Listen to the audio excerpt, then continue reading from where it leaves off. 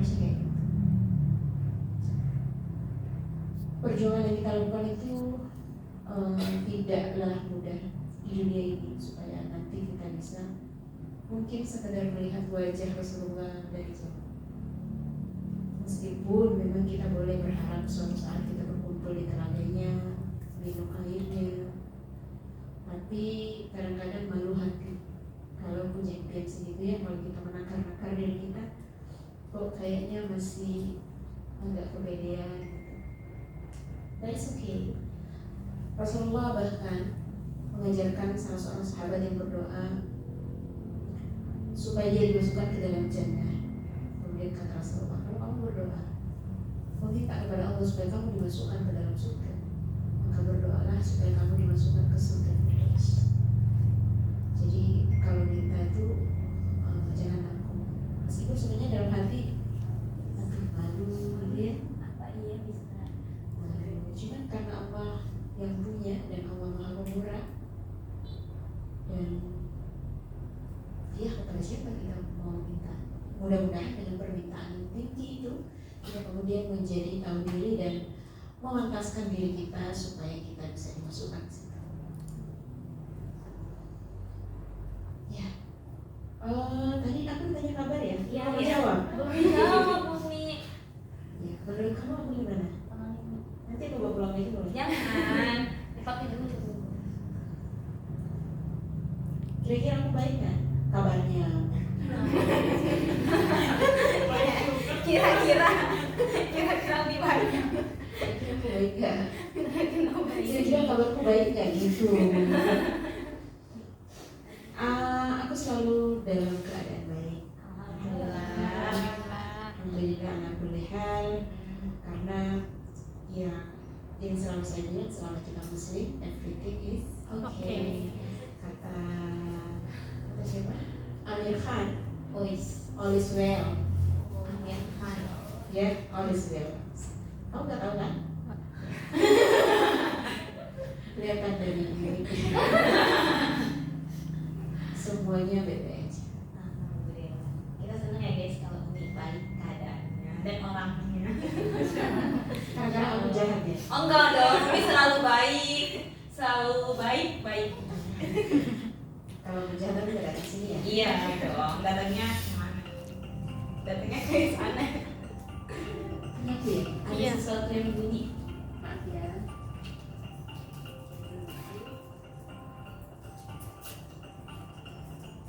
Oh iya, aku juga belum nanya kabar teman-teman nih. Teman-teman kabarnya semuanya gimana? Sehat? Alhamdulillah, luar biasa. Allah. Oh, bukan cuma sehat, masya Allah, tapi luar biasa. Biasa di luar ya. Oke ya guys, bercanda ya guys, biar nggak tegang ini, soalnya kan kita membahas sesuatu yang berat ya. Kalau misalnya kita ikut serius gitu, nah itu kita jadi stres nanti. Oh iya. Iya nih, betul nih, kalau kita serius itu nanti kita jadi gitu loh. Iya. Jadi kayak diam doang gitu, ngeloading doang jadinya. Jadi kita harus sedikit bercanda, banyak bercanda. Banyak bercanda bisa memuaskan hati. Oh iya, jangan astagfirullahaladzim, nggak boleh ya. Nggak boleh ya Yus. Iya, Bu. Maaf ya Umi ya. Kita mau ngobrol nih Mi, hari ini Mi. Ngobrol sesuatu yang berat, tapi ya mau gimana lagi, harus kita obrolin nih, karena nggak ada yang ngobrolin tentang ini nih, cuma kita doang ya kan. Yoi. Enggak sih, bercanda guys. Terlalu banyak bercanda. Iya, nggak boleh ya sih, nggak boleh. Udah tadi diultin mulu nih yang Umi. Yaudah nih Mi, nggak usah bercanda nih ya. Hari ini kita mau ngobrol nih tentang new. Iya, ini maksudnya aku mau ngomong. Itu intronya gitu loh. Astagfirullah. Nggak boleh bercanda. Umi jangan ngatain kayak gitu Mi. Jadi gini Mi, Ya, kan kita kita udah ngeliatin kalau dia jawab. Iya, oke, siap. Oke. Iya. Jadi gini Mi, hari ini Kita kan akan kita ngobrol. ngobrol tentang new rules, bukan new rule ya Mi, new rules berkaitan dengan rezim baru, boleh ya kita ngobrolin rezim baru yang baru menjabat ini. Ibu, mama nggak ada HP-nya nggak? Nggak ada. Jadi kan kita udah masuk nih guys ke rezim baru nih. Itu gimana tuh nih? Gimana? Ya kan udah masuk. Iya udah masuk. Alhamdulillah nih. Alhamdulillah. Alhamdulillahin aja ya guys. Terus apa dong? Ya kan kita khawatir nih. Lihat. Anak kuliah kan kita khawatir nih tentang kebijakan-kebijakan yang baru diambil. Kebijakan yang tidak bijak. Iya betul, kebijakan yang tidak bijak. Nah itu menurut Umi bagaimana sih Mi pandangan Umi gitu? Apakah kebijakan itu membuat kita bisa bijak, ataukah membuat kita bisa lebih tidak bijak dengan menghujat pemerintahnya gitu? Astagfirullahaladzim. Iya. Sebelumnya saya nanya dulu ya. Ya oke nih, siap. Kenapa judulnya bahasa Inggris? Kenapa judulnya bahasa Inggris? Mana? Caca. Biar keren nih katanya nih. Karena Gen Z nih. Karena jaksel gitu nih. Oh, literally which is Iya, gitu nih. Makanya judul kita Inggris semua nih, nanti kajiannya Inggris. Ngeri banget tadi oke. Iya. Speak English. Yes. Jangan nih kesian Yusin. Ayo sis. Shush. Jangan salah. Yusi lulusan sastra kan Inggris. Malu aku mau Umi. Ya, alhamdulillah. Kadang kita saya juga malu sih bisa berbahasa Inggris tapi nggak bisa berbahasa Arab tuh malu. Astaga, sama nih apalagi Inggris Bisa. tidak bisa, Arab nggak bisa. Iya, malu ya. Kenapa? Karena seharusnya kita lebih fasih dalam berbahasa Arab daripada berbahasa Inggris. Jadi kita tahu ya Inggris itu negara yang kebanyakan dari mereka itu kafir ya, orang-orangnya. Tapi it's okay, bahasa itu bisa menjadi sesuatu yang mengantarkan pada kebaikan dan bisa juga mengantarkan pada keburukan. Sebagaimana Rasulullah SAW pernah meminta seorang sahabat Zaid bin Harithah untuk belajar tentang bahasa Ibrani. Dan dalam waktu beberapa hari Zaid bisa. Wow. Masya Allah. Ibrani itu tidak mudah ya, tapi bisa. Yang hurufnya keriting-keriting itu kan nih. Kurang paham. Berarti Pokoknya yang kalau kita lihat tulisannya itu langsung kebayang genosida. oh gitu. Oke. Berarti bahasanya ini ya. Nah, Iya. sekarang kita harus punya konsep dulu tentang hidup itu, bahwa Allah menciptakan kita di dunia ini memiliki misi, memiliki tujuan. Allah tidak menciptakan apapun, jangankan manusia, lalat aja diciptakan itu dengan tujuan tertentu, dengan misi tertentu. Makanya kita ini ibaratnya kita ini agen yang sedang Allah taruh di bumi, di sebuah planet dengan misi tertentu. Agen guys kita. Jadi kita agen dengan misi di sebuah planet. Planet yang dipilih oleh Allah untuk kita adalah bumi. Jadi jangan kira kita ada di sini tuh kebetulan aja. Ya, atau kita mungkin menyalahkan Allah. Ya Allah, aku kan gak pernah minta supaya Engkau menciptakan aku. Kenapa Engkau menciptakan aku lalu memberikan aku ujian yang sepahit ini? Nah, itu adalah pernyataan orang yang dibenci oleh Allah. Kenapa? Karena dia mempertanyakan sesuatu, dia menggugat Allah Subhanahu wa taala seolah-olah dia sudah mengenal Allah. Padahal dengan ucapan itu tandanya dia tidak mengenal Tuhan dengan baik.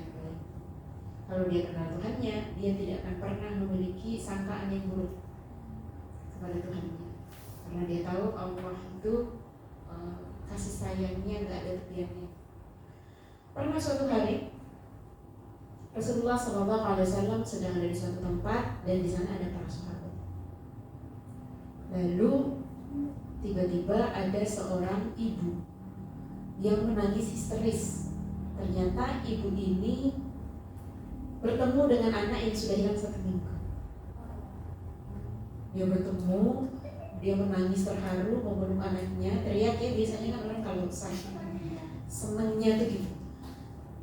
Dan para sahabat itu nangis melihat cinta seorang ibu yang luar biasa ke anaknya. Jadi ibu ini selama hilang itu kayak nggak pernah pulang, keliling kemana-kemana nyari sendiri, sampai akhirnya ketemu, dan itu disaksikan oleh para sahabat dan Rasulullah. Kemudian Rasulullah bertanya kepada para sahabat yang ikut menangis terharu,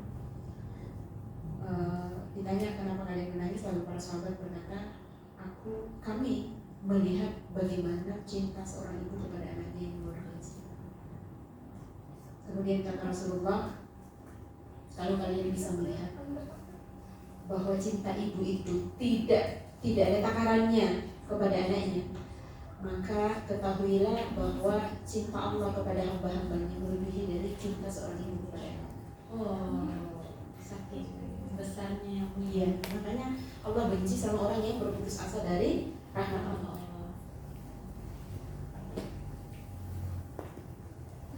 Nah, sekarang kita sudah dalam kondisi seperti ini. Kita harus paham bahwa tujuan kita ya diatur aja.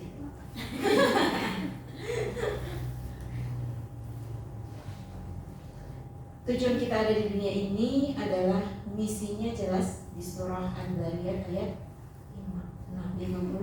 Nah, jadi kita sudah tahu apapun yang mau kita lakukan itu kita sudah tahu. Apapun yang terjadi di dunia ini itu seharusnya tidak memberi pengaruh yang besar ke kita. Kenapa? Ya karena kita sudah tahu apa yang kita cari. Apakah keadaan sekarang sedang ideal atau sedang hancur-hancurnya, nggak ngaruh. Kita tetap fokus, tujuan kita adalah satu. Apa itu? Beribadah kepada Allah. Kondisi lagi bagus, fokus kita adalah beribadah kepada Allah, tidak terlena dengan keadaan yang ideal. Kondisi sedang buruk, kita juga bisa tetap fokus untuk beribadah kepada Allah. Kita nggak ikut hancur. Itu seharusnya seorang mukmin itu begitu. Dia punya strong karakter. Dia tidak terpengaruh dengan sistem ini baik atau sistem ini buruk. Ya, sebagaimana kata Sayyidina Umar, kalau di dunia ini ada 1000 orang yang membela kebenaran, maka aku salah satunya. 100 orang aja, aku salah satunya. 10 orang aja, aku salah satunya. Dan kalau itu cuma satu, ya itu aku. Jadi no matter what, kalau kata bukan Sayyidina Umar ya. Jadi apapun yang terjadi, nggak peduli, dia sudah tahu apa yang dia cari. Mau itu rame-rame yang memperjuangkan itu atau nggak ada kecuali dia akan tetap stay di track itu. Nah, sekarang kondisinya kan baik-baik aja atau tidak baik-baik aja? Sangat tidak baik-baik Tidak saja. baik-baik aja. Nah, apa itu bisa kita jadikan sebagai alasan untuk menjustifikasi berbagai kemalasan kita? Yang wajar aku kayak gini, wah aku hidup di sistem yang tidak Islami. Banyak tuh kadang yang ngomong seperti itu. Ya, menyalahkan keadaan. Gitu. Jadi dia itu seolah-olah dia pengen hidup di sistem yang ideal. Nah, hidup di sistem yang ideal itu satu aja, di surga. Selama kita ada di dunia tidak akan pernah ada sistem yang ideal. Even itu rules-nya adalah Islam. Jadi akan tetap ada ketidakidealan itu. Akan selalu ada. Kenapa? Karena kita sedang hidup di tempatnya manusia itu diuji. Jadi yang ideal itu hanya di surga. Nah, kenapa saya bilang gini? Ya supaya nanti nggak patah harapan atau kecewa ketika sistem Islam itu dijalankan, kemudian kita melihat masih ada kemungkaran. Kita merasa bahwa seolah-olah sistem Islam yang dijalankan itu adalah sistem ketuhanan yang memberikan kepengurusan yang perfecto. Tidak ada maksiat, tidak ada pelanggaran hukum syara, dan tidak ada hal-hal yang mendatangkan kedoliman kepada kita. Akan selalu ada. Nah, di dalam sistem Islam aja masih ada kemungkinan untuk seperti itu. Apalagi yang tidak menggunakan Islam. Tadi saya dengar dibaca afa hukmal jahiliyah, apakah hukum jahiliyah yang kalian inginkan? Itu sebenarnya ketika Allah memberikan pertanyaan gitu, Allah nggak butuh jawaban kita. Kita cuma disuruh mikir. Beda kalau kita kan, kalau kita nanya berarti kita butuh jawaban. Nah kalau Allah nanya, Allah nggak butuh jawaban karena Allah maha tahu atas segala sesuatu. Sama ketika Rasulullah SAW sedang menangis, lalu Jibril alaihissalam diutus untuk datang menanyakan apa yang membuat engkau menangis, gitu ya. Bukan karena Allah nggak tahu. Kenapa? Karena Allahu a'lamu, Allah itu maha tahu semua. Jadi kalau ada pertanyaan-pertanyaan begitu di dalam Al-Quran, itu kita disuruh pikirkan. Apakah hukum jahiliyah yang kita kehendaki? Apakah ada hukum yang lebih baik daripada hukum Allah bagi orang-orang yang yakin? Yakin kepada siapa? Yakin kepada Allah. Kita semua yakin kepada Allah kan? Yakin atas ketetapannya, kemahakuasaannya, semuanya kita yakin, tidak ada keraguan di dalamnya. Nah seharusnya kita sebagai orang-orang yang yakin juga sama, tidak ada keraguan di dalamnya atas syariat-syariat yang Allah turunkan untuk kita melalui Rasulullah. Nah persoalannya sekarang, syariat Allah itu diposisikan berada di bawah hukum yang dibuat oleh manusia. Betul? Contoh. Ya, halo. Halo passwordnya. Password. Kita silent bareng-bareng ya.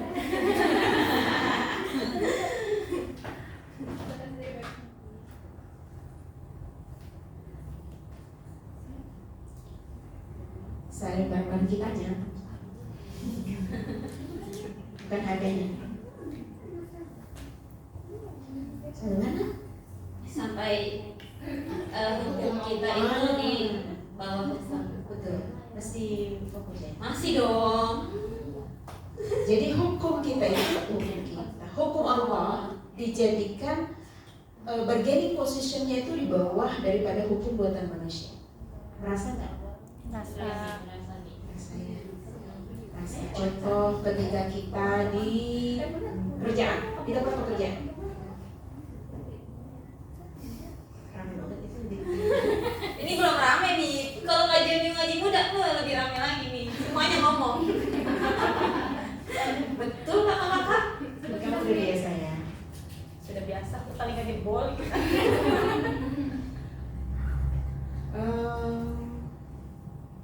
Apa sih?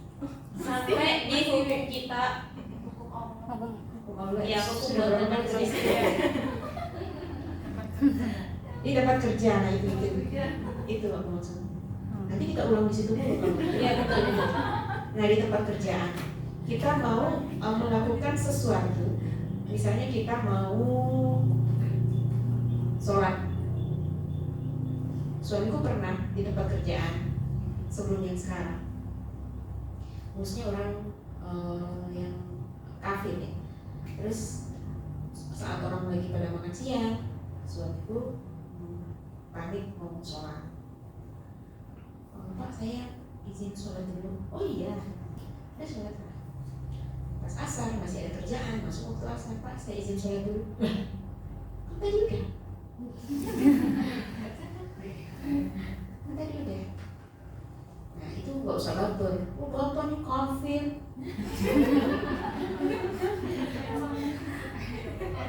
Lihat ini nikmat yang diberikan kepada kita tiada putus-putusnya Pak. langsung tidak Boleh nih kayak gitu ya nih. Halo HRD. Kakak. Besok ya ini gak usah masuk. Hadiahkan dia umroh gitu maksudnya. Oh iya, masya Allah. Karena ketaatannya Iya. kepada Allah. Di situ kemudian di awalnya bosnya itu kayak keberatan. Nanti waktu kerja itu kepotong dan kamu itu akan menjadi orang yang tidak produktif. Dia kita jam segini siap-siap mulai dari wudhu, ya, terus sholat, doanya, habis itu baru makan, terus lanjut kerja bentar lagi ada azan, wudhu lagi, ya nggak produktif, karena bagi mereka time is money. Nah sedangkan kita, waktu itu adalah pedang. Waktu adalah pedang, bisa kita pakai untuk menghabisi atau bisa kena sendiri juga kita. Jadi sepintar-pintarnya kita aja untuk menggunakan waktu itu dengan bijak. Nah karena memang hukum yang terjadi, misalnya kamu dinikahi tanpa dicatat oleh pemerintah. Nah itu kalau ada apa-apa, diceraikan misalnya, atau suamimu meninggal, nggak dapat warisan. Kenapa? Nggak punya bukti. Kalau kita adalah istrinya, meskipun ada saksi waktu menikah, karena kan tanpa saksi berarti tidak akan terjadi sebuah pernikahan kan? Tapi kalau kita nggak punya buku nikah, susah. Kenapa? Ya kita nggak punya bukti tadi. Jadi sekarang tuh, meskipun kita melakukan sesuatu yang benar sesuai dengan hukum syarat, tapi kalau itu dianggap bertentangan dengan hukum positif, maka kita tetap di posisi yang salah. Nah, sekarang apa yang harus kita lakukan? Ya, kita melihat apakah kebijakan-kebijakan yang mereka lakukan itu bertentangan dengan hukum syarat atau tidak. Kalau tidak bertentangan dengan hukum syarat, kerjakan saja. Tidak masalah. Contoh, kalau berkendara itu pakai helm, jangan dibantah. Pak, saya pakainya beci, Pak. Ibu-ibu kenapa melanggar lampu merah? Ibu itu sudah melanggar aturan. Coba Pak kasih tahu aturan yang bagian di Quran, di hadis yang mana yang saya langgar. Saya tidak berusaha melanggar, Pak. Ya tapi ibu melanggar lampu merah. Saya nggak suka lampu merah, Pak. Nggak cerah, Pak. Ini warna pink, warna pastel. Biasanya mama suka kayak gitu. Jangan menjadi ini kita sudah hijrah misalnya, terus kemana-mana pakai kerudung, ya, ditahan sama polisi. Pak, ibu, adik mbak, siapapun ya, melakukan pelanggaran harusnya pakai helm. Coba tunjukkan hadisnya. Jadi kita harus menunjukkan kepada siapapun bahwa kita adalah orang yang taat aturan, selama aturan itu tidak melanggar hukum syarat. Nah kalau aturan-aturan kecil-kecil gitu nggak bisa taat, kita taati, ya gimana dengan aturan yang lebih besar, aturan dari Allah. Misalnya kita dipotong tangannya kalau ketahuan mencuri lebih dari seperempat dinar, mau nggak kita dipotong? Enggak, jangan mencuri. Karena laki-laki dan perempuan yang mencuri lebih dari seperempat dinar itu dipotong tangan. Kalau dia mencuri lagi pakai tangan yang sebelah, potong lagi tangannya. Bukan, kakinya. Kalau yang pertama tangan kanan ini potong, nanti kaki kirinya potong, silang. Enggak, tangannya dua-duanya dihabisi. Nah kalau sudah dipotong kakinya juga dia masih pergi mencuri, luar biasa. Tangannya udah dipotong satu, kakinya dipotong satu, masih bisa mencuri. Makanya nanti akan diberikan hukuman yang lebih berat lagi, karena memang dia sengaja melakukan pelanggaran itu. Jadi sekarang karena memang kita sedang hidup di sistem yang tidak Islami, maka yang harus kita lakukan adalah menjaga diri kita dalam keadaan yang aman, tidak masuk ke pusaran orang-orang yang dengan sengaja menantang Allah Ta'ala. Ini kelingkingnya udah pada ungu semua, Pink. warna pink di sana. biru kuning, warna tinta. Iya. Semoga pilihan-pilihan yang sudah kita ambil bisa kita pertanggungjawabkan di hadapan Allah Subhanahu wa Ta'ala. Karena ketika kita mensupport seseorang dalam kemaksiatan, sama dengan kita juga bermaksiat, sama dengan kita melakukan maksiat yang sama. Dan ketika kita mensupport seseorang pada kebaikan, sama dengan kita melakukan kebaikan itu. Kayak kita ngajakin orang ngaji, lalu dia ngaji, ngajakin orang nutup aurat, dia nutup aurat, ya kita kebagian juga dengan pahala yang sama tanpa mengurangi pahala dia. Gitu. Udah pulang ya? Ih jangan dong, kan mau ini ini ngobrol. Tadi menarik tuh yang Umi bilang, berarti kan kita sebagai muslim harus punya karakter yang kuat ya Mia, supaya di sistem yang rusak ini kita tuh nggak mudah untuk Angin. iya, kena angin goyang, ya kan. Nah itu masalahnya kan nggak semua orang kan ngaji nih, nggak semua orang itu apa ya, mau berpikir gitu, yang kata Umi bilang kan Allah kan nggak nyuruh kita buat ngejawab pertanyaannya, tapi kan Allah nyuruh kita mikir. Nah itu masalahnya kan taraf berpikir orang Indo kan agak rada turun ya Mi ya, IQ-nya Mi. Nah itu agak sulit juga Mi kalau dipikir-pikir ya Mi. Siapa membuat taraf berpikir seseorang itu rendah? Banyak faktor Mi, mungkin dari internal, dari eksternal. Jangan aku balik dong ya nanya aku. Enggak mau jawab. Kalau ini ketawa sih, jadi dia tahu. Itu nih. Nah itu gimana tuh nih? Sedangkan kan kita misalnya nih, terus yang Umi bilang tadi, kalau misalnya kita milih pemimpin nih, berarti kan kita ngedukung dia dong nih atas kebaikan yang dia ambil nanti pas jadi pemimpin, atas keburukan yang dia ambil. Nah itu sebenarnya gimana sih nih karakter yang harus kita pilih atau orang yang harus kita pilih? Misalnya karakternya baik, tapi ya gimana kalau misalnya dia ikut jahat juga nanti setelah jadi pemimpin? Who knows? Who knows? Who knows? Siapa tahu nanti dia tetap baik, ya kan? Kan ada nih yang berharap-harap kayak gitu tuh nih, harap-harap cemas gitu kan. Siapa tahu nanti dia berubah setelah jadi pemimpin gitu. Awalnya dia jahat, Awalnya dia jahat, terus jadi pemimpin. jadi jahat, jadi baik. Gitu Mi, kan kadang kan orang-orang kan suka ngarep ya kayak gitu. Oh ini nih orangnya baik nih gitu. Pernah nggak sih lihat fakta gitu, dia jahat, penjahat, terus dia jadi penguasa. Saat dia jadi penguasa, dia jadi pembaik. Penjahat terbaik. Pernah dapat? Belum ada sih. Kalau sebaliknya banyak, Sebaliknya banyak. banyak. Dia anak baik. Oh gitu. Anak manis, tapi ketika dia bersentuhan dengan kekuasaan, Wah, dia menjadi monster. wow.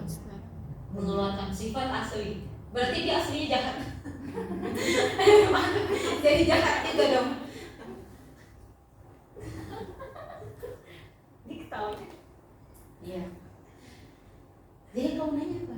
Ya itu gimana kalau misalnya karakter pemimpinnya tuh kayak gimana? Karakter pemimpin yang kita pilih. Betul. Kayak kemarin ini DKI semua nih. DKI, Tangerang ada. Ada yang Tangerang. Iya. Tangerang gimana siapa? Tangerang yang mana siapa guys? Yang nomor 4 kayaknya nih. Yang nomor 4. Jangan bilang begitu, saya nggak tahu. Maksudnya yang menang itu kebanyakan yang nggak milih ya. Jadi banyak suara yang nggak itu. Calonnya nggak sampai 4. Iya, tapi yang menang nomor 4. Yang menang nomor 3. Paham kan kalian? Paham. Ini pembicaraan level up. Iya, ini itu untuk IQ di atas 130. Kayak Raymond Cina Mostak Felix. Siapa tadi ya? Siapa yang mempengaruhi sampai membuat cara berpikir orang itu taraf, bukan cara ya, taraf berpikir seseorang itu rendah. Nah kalau kita lihat di Indonesia, saya kan follow beberapa akun yang suka melakukan sosial eksperimen, termasuk yang mas-mas yang suka ke sekolah-sekolah yang menunjukkan hasil kurikulum merdeka tuh. Nah tadi saya juga pagi-pagi lihat ada perempuan sekarang, mbak-mbak bikin konten kayak gitu juga, datang ke anak SMA perempuan kerudungan, ditanya mbak, dek 6 tambah 10 berapa? 6 tambah 10 berapa? 6 tambah 10 60. Udah lama mikirnya. Sampai mbaknya shock. Hah, mbak, 6 tambah 10. Oh, 6 tambah 10. 6 tambah 10. Ya 60. 60 mbak, gitu. Terus mbaknya bilang, enggak 60. Oh, bentar. 30. SMA. Bayangan TikTok. Ini apa? Generasi cemas. Generasi cemas, bukan generasi emas ya Mi. Kita menuju generasi cemas. Ngeri banget. Itu yang ditanya rata-rata anak SMA. Dan pertanyaan anak SMA ini ketika ditindak, ditanyakan sama tukang ojek pangkalan, hafalan, yang udah 60 tahun, itu dijawab dengan gampang banget sama mereka. Apa kepanjangan dari PLTU? Nggak tahu. PLN? Nggak tahu. DPR? Nggak tahu. Waduh ya. Nah itu gimana caranya dia mau memilih hakikat kehidupan? Iya kan? Orang komunis yang nggak percaya Tuhan, 6 tambah 10 itu dia tahu. Seharusnya menjadi muslim itu pinter. Seharusnya. Kenapa? Karena menjadi seorang muslim itu kita dituntut untuk mencari hakikat ketuhanan. Nah ini kita ini lahir dalam keadaan sebagai seorang muslim. Kalau mungkin kita lahir sebagai orang kafir, mungkin sekarang kita masih kafir. Karena kayaknya kita karakter orang yang nerimo. Iya, bukan pencari. Karena mencari Tuhan. PPT. PowerPoint ya. Oh iya. Masih tahu kan PPT para pencari Tuhan? Tahu. Masih pada nonton nggak? Sudah nonton. Itu dari sebelum aku nikah itu. Sekarang masih ada? Ada. Ada Ada. Dengan pergantian pemain sudah berapa kali ya? Oh. Iya. Kalian kayak casting. Casting. Jadi apa ya? Yang jadi para pencarinya. Jangan jadi Tuhannya dong. Iya jangan, nggak boleh kalau yang jadi Tuhannya. Artinya apa? Kita memang membutuhkan sebuah sistem yang saling melengkapi. Kita tidak bisa hanya mengandalkan sistem pendidikan dari negeri ini. Kenapa? Karena sistem pendidikan di negeri ini tidak disetting untuk menjadi soleh dan pintar, tapi disetting untuk menjadi budak korporat. Ada yang jadi budak korporat sih. Banyak. Gelap-gelap. Ya aku nggak ngapain, yo aku kerja. Ya kerja. Kita Ya kan? maaf nih kerja. Aku juga kerja. Ibu rumah tangga kerja. Seolah-olah aku lebih berpenting ibu rumah tangga. Marah Maksudnya pengen. kan waktunya Mi fleksibel gitu loh. Kalau Fleksibel 24 jam tapi iya kita 24/7. iya itu maksudnya Mi. Ih, parah ih. Parah kan? Parah banget ya sih. Kita doain supaya jodohnya ditunda. Mi jangan kayak gitu Mi. Ya Allah jangan dikabulin ya Allah. Ini omongan Umi jangan dikabulin. Kenapa? Karena dia belum siap menjadi Ayo. ibu rumah tangga. Dia masih pada Umi Mi tolong Mi stop jangan ngomong Umi kalau ngomong berbahaya soalnya langsung di ting gitu. Tolong ditarik Umi. takut banget ya. Umi jangan kayak gitu. Astagfirullah. Kasihanilah diriku ini Umi. Udah nanti tak ganti itu doanya ya. Gimana? Ya besok insya Allah besok aku berangkat ke Baitullah. Masya Allah. Nanti ganti doanya di sana berarti ya. Yang ada di sana beneran ya. Oke. Tahu ingetin. Diingetin Umi, aja, iya bener. jangan lupa. Umi jangan lupa. Bener Umi ya. Astagfirullahaladzim, yang ini dia jadi moderator sih. Nih, si Usi. Nggak tahu apa-apa Mi tiba-tiba. Kan aku udah bilang di grup. Bisa-bisanya orang nggak tahu apa-apa disuruh jadi moderator. Dan sedihnya aku setiap aku ada di sini dia yang jadi moderator. Nah itu Mi. Ya udah, Aku juga bingung Mi. Mi. Parah kan? Bisa nggak sih aku dikasih nih Ratu Anandita ke? Wis. Aduh. Aku itu Nanti- rata kita Mi. Ah, bukan. Kamu ratu lebah. Aku sengat kamu nanti ya. Ya. Jadi kembali ke Laptop. kita tuh pulang mau. Nggak jangan. Lanjut. Kita tuh harus paham. Yang pertama tadi aku udah bilang tujuan kehidupan kita itu apa? Ya kan fokus ke situ. Mau jodoh lambat nggak peduli, jodoh lambat datang nggak peduli, rezeki seret banget juga nggak peduli. Seret. Kalau seret seret kan terus diseret kan susah kan? Kalau seret itu kan di sini susah dikerannya. Nah, Tuh, dengerin seret ya bukan seret. iya bukan seret, kalau seret tuh di tenggorokan. Nah, kemudian karir yang kayak siput, Sibuk. gitu-gitu aja. Dia jalan sih, cuman lambat banget ya. Karena lengket. Itu harusnya nggak ngaruh tujuan kita adalah bukan punya karir yang cemerlang, bukan punya rezeki yang kebuang-buang, bukan punya jodoh pas masih 16 tahun dan nikah. Bukan. Karena tujuan kita berada di dunia ini adalah beribadah kepada Allah. Dan kita bisa beribadah kepada Allah apapun kondisi kita. Perawan tua bisa beribadah kepada Allah. Bisa. Maryam itu nikah nggak? Nggak nikah, tapi menjadi salah satu perempuan penghulu surga. Punya anak. Maryam punya anak. Nggak nikah, punya anak. Iya. Ya, sekarang tuh banyak Maryam. Iya, beda dong, beda. Iya, punya anak nggak punya suami banyak kan? Iya, tapi tapi bukan Maryam. bukan Maryam nih, beda. Maryam. Bukan. Mary. Jadi stay di track kita. Stay di track kita. Nah, kalau yang kemarin memilih karena mungkin berhusnuzon. Husnuzon, kalau kemarin itu kayaknya pemimpinnya amat sangat mengecewakan, mungkin ini pemimpinnya beda. Mungkin kali ini bisa menjadi amat sangat tidak mengecewakan.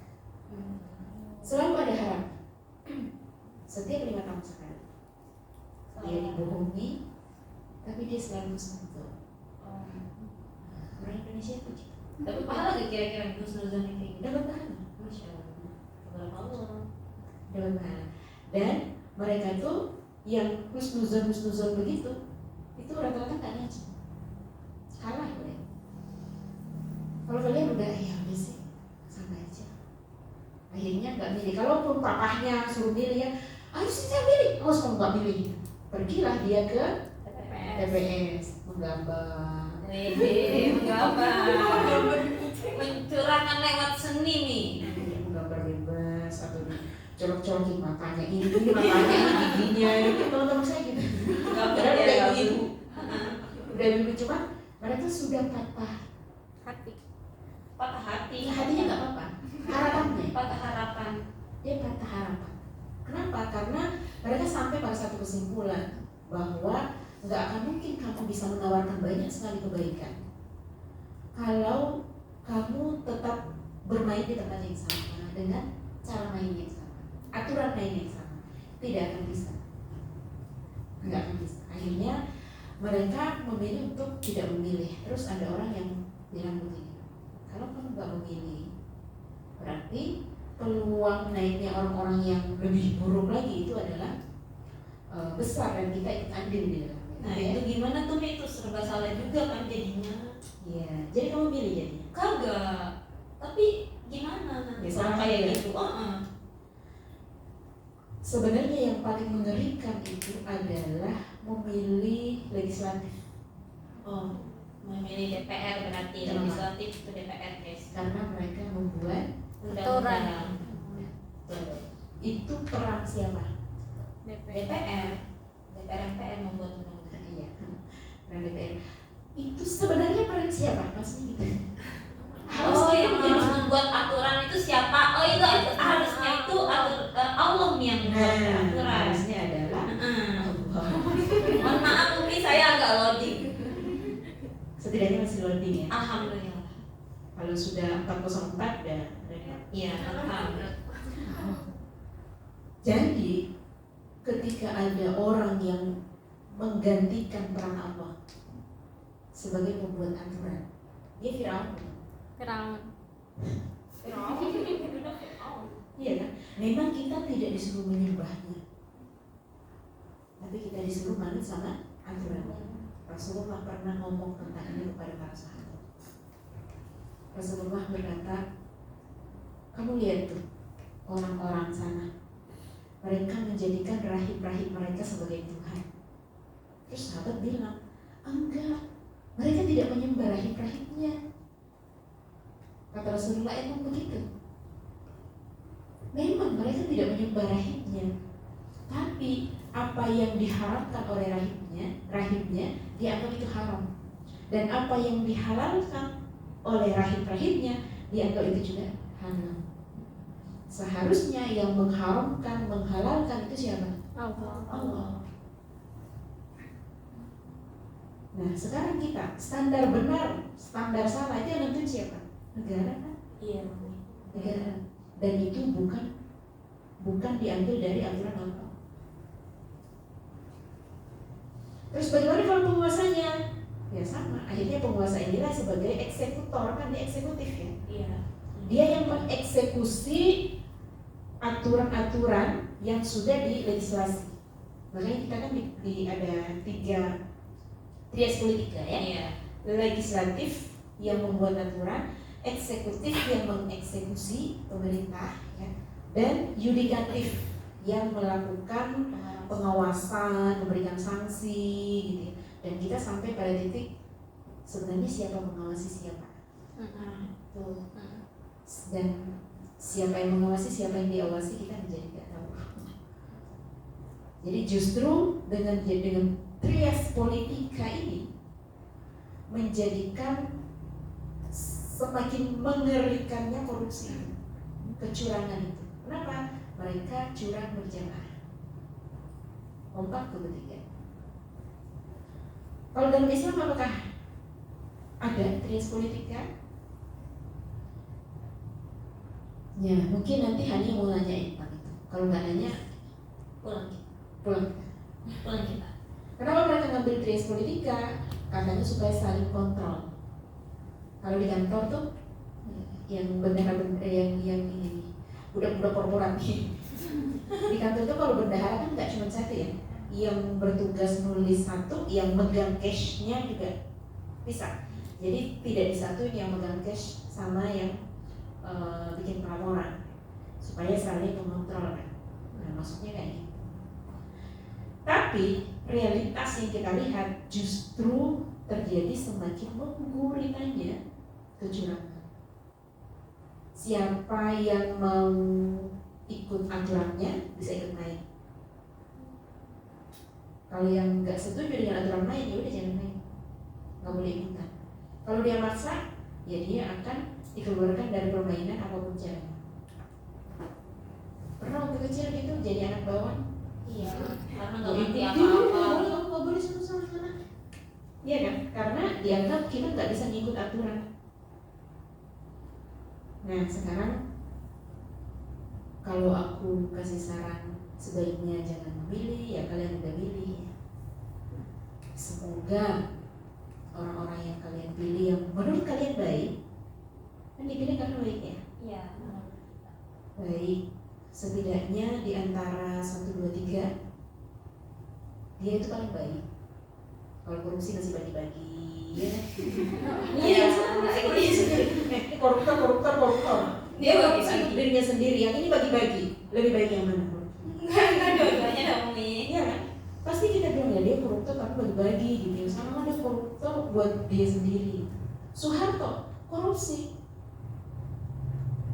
nepotisme luar biasa. Tapi rakyatnya semua dikasih, rakyatnya semua diurusin. Kalian ngerasain nggak sih? Enggak. Kalau kebagian masa yang reformasinya doang ya yang rusuh-rusuh itu. Enggak. Nggak ngerti apa. Kamu lahir pas ada rusuh? Enggak. Yang pas lagi rusuh tahu dah siapa. Tapi aku ingatnya lagi rusuh ya. Iya. Aku yang tinggal di desa terpencil aja itu merasakan bagaimana kepengurusan Soeharto dan Ibu Tin. Itu sampai ke desa-desa, sampai desa itu dibilang IDT. Saya nggak tahu. Impres desa tertinggal, desa tertinggal. Desa tertinggal. Impres desa tertinggal. Itu sering ada bantuan datang ke sana, ya, sepatu, seragam sekolah itu sering.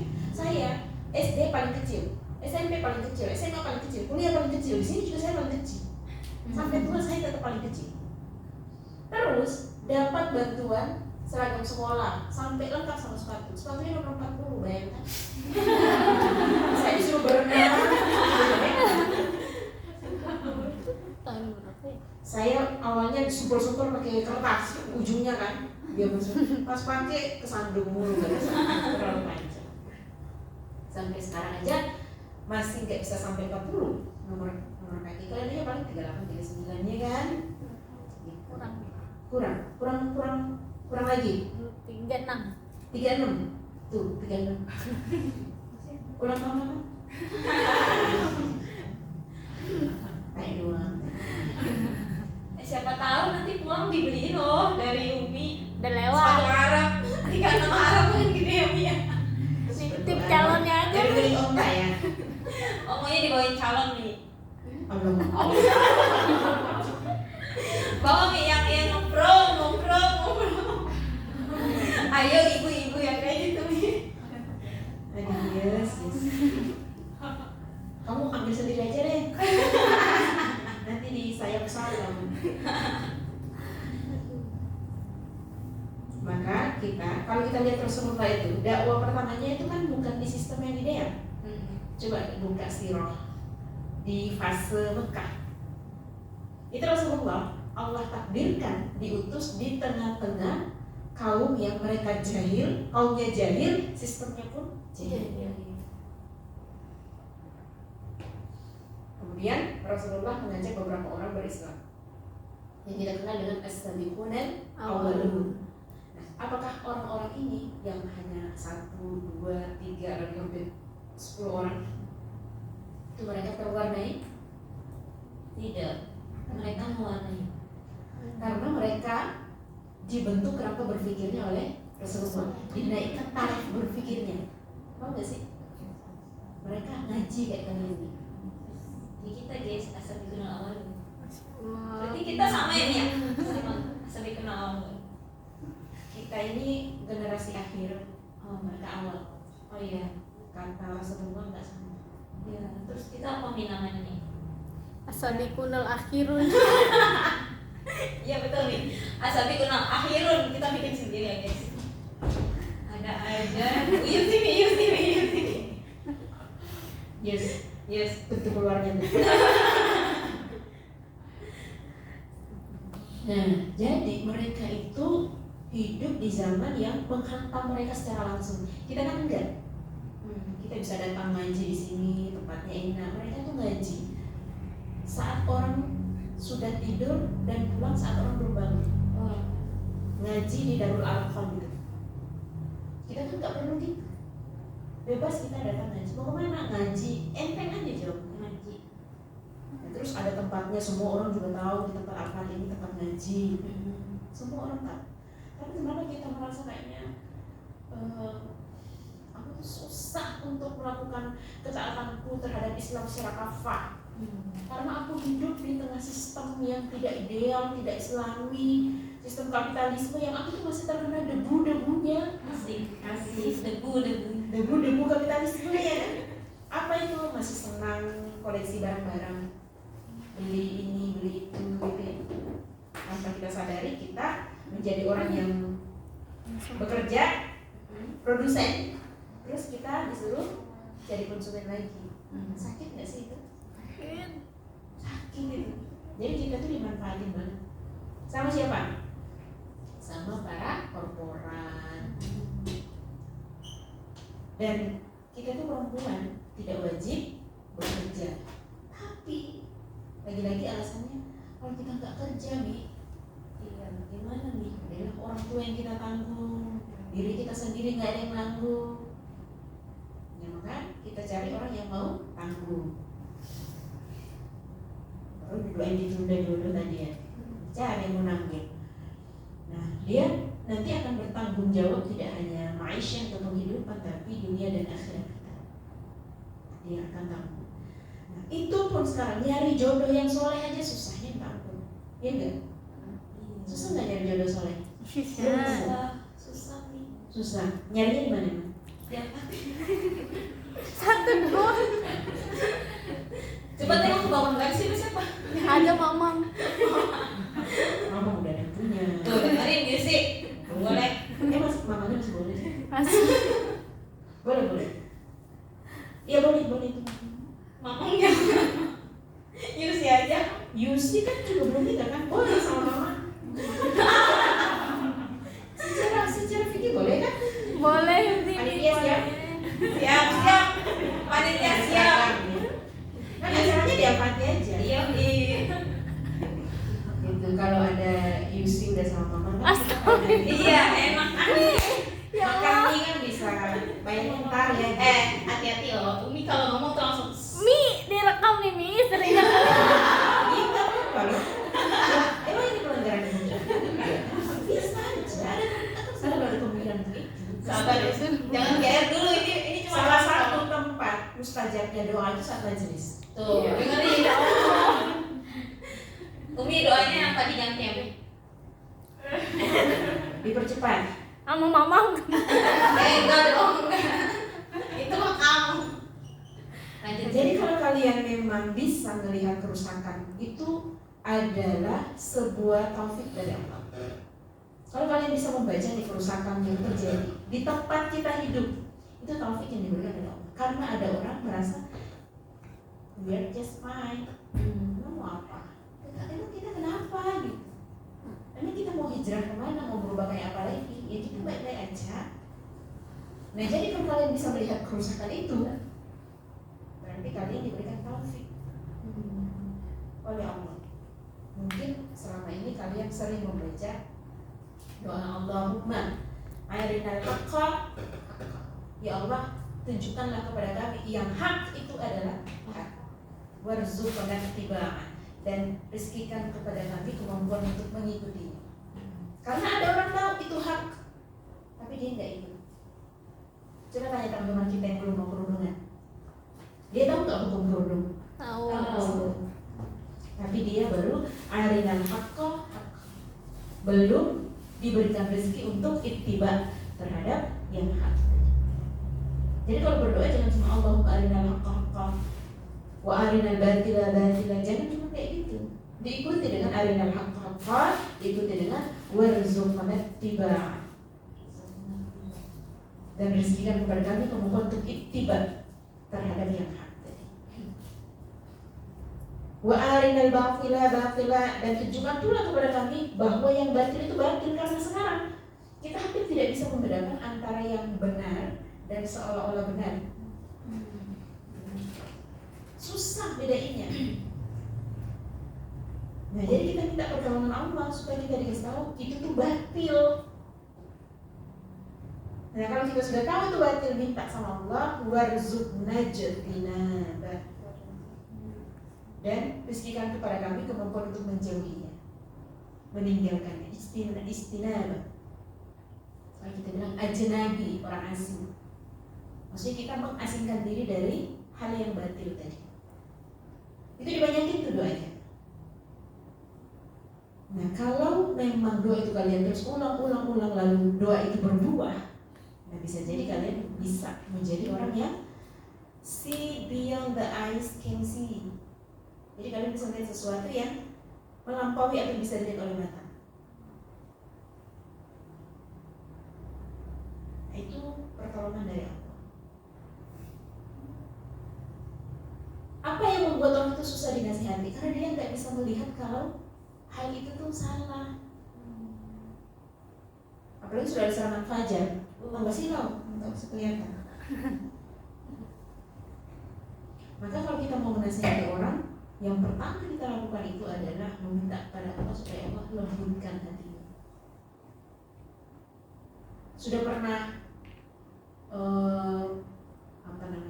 menyeru beramar ma'ruf nahi munkar kepada teman-temannya. Misalnya kita udah niat ini, aku mau kasih tahu dia supaya dia kerudungan gitu ya, teman kita. Besok aku ketemu, aku pengen kasih tahu supaya dia kerudungan. Pernah punya kayak gitu, kejadian kayak gitu? Pernah. Nah pernah.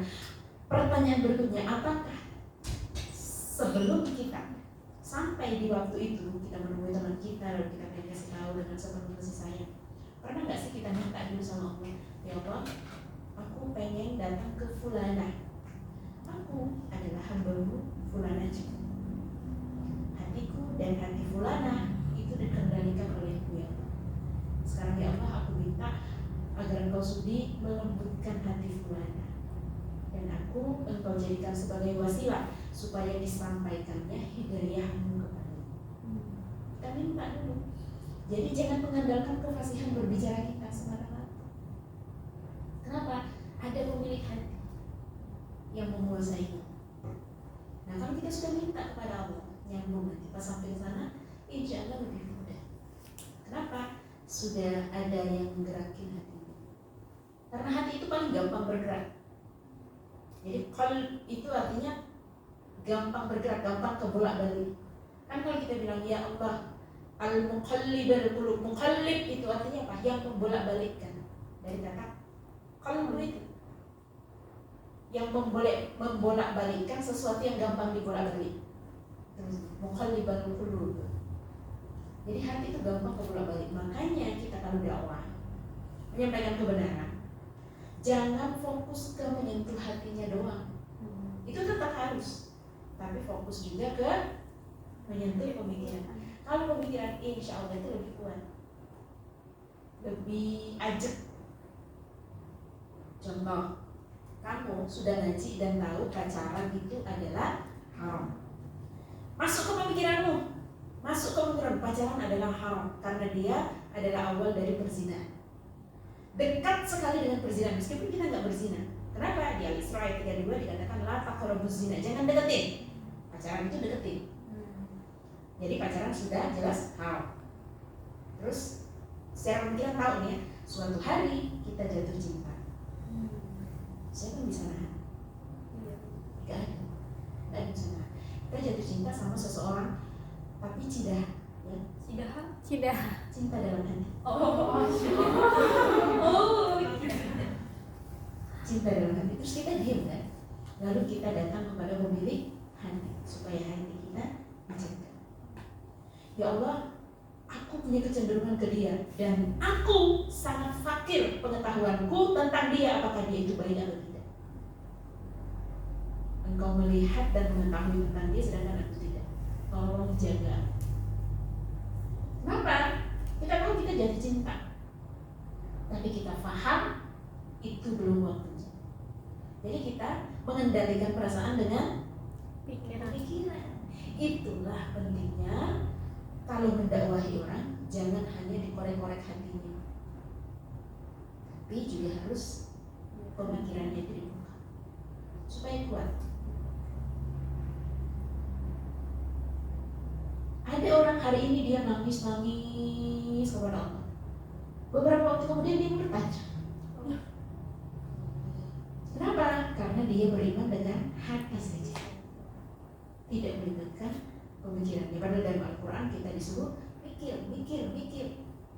Seringkali dikatakan Pak ulil albab. Dia mikir. Nah kalau kita sudah terbiasa berpikir, lalu kerangka berpikir kita itu dibingkai oleh pemikiran Islam, insya Allah ketika kita hidup di sistem seburuk apapun, kita bisa survive dengan baik, meskipun tentu tertatih-tatih. Contoh sekarang kita perempuan pengen kerja yang sesuai dengan fitrah kita, ya kan, kerja dari jam segini sampai segini doang, atau pengen kita nggak kerja, kalau fitrah kita malah nggak kerja. Kenapa? Ada yang nafkahin. Nah tapi sekarang kan nggak bisa. Akhirnya kita harus kerja. Tapi karena kita sudah memiliki kerangka berpikir yang baik, kita ngajinya rajin, terus serius, maka ketika kita sampai di kondisi yang tidak ideal, kita akan baik-baik aja. Kita akan baik-baik aja. Misal kalian akhirnya ketemu jodoh, dan tadi nggak ketemu dulu, sekarang akhirnya ketemu jodoh gitu ya. Amin. Alhamdulillah. Jodoh yang kalian suka dan soleh. Amin.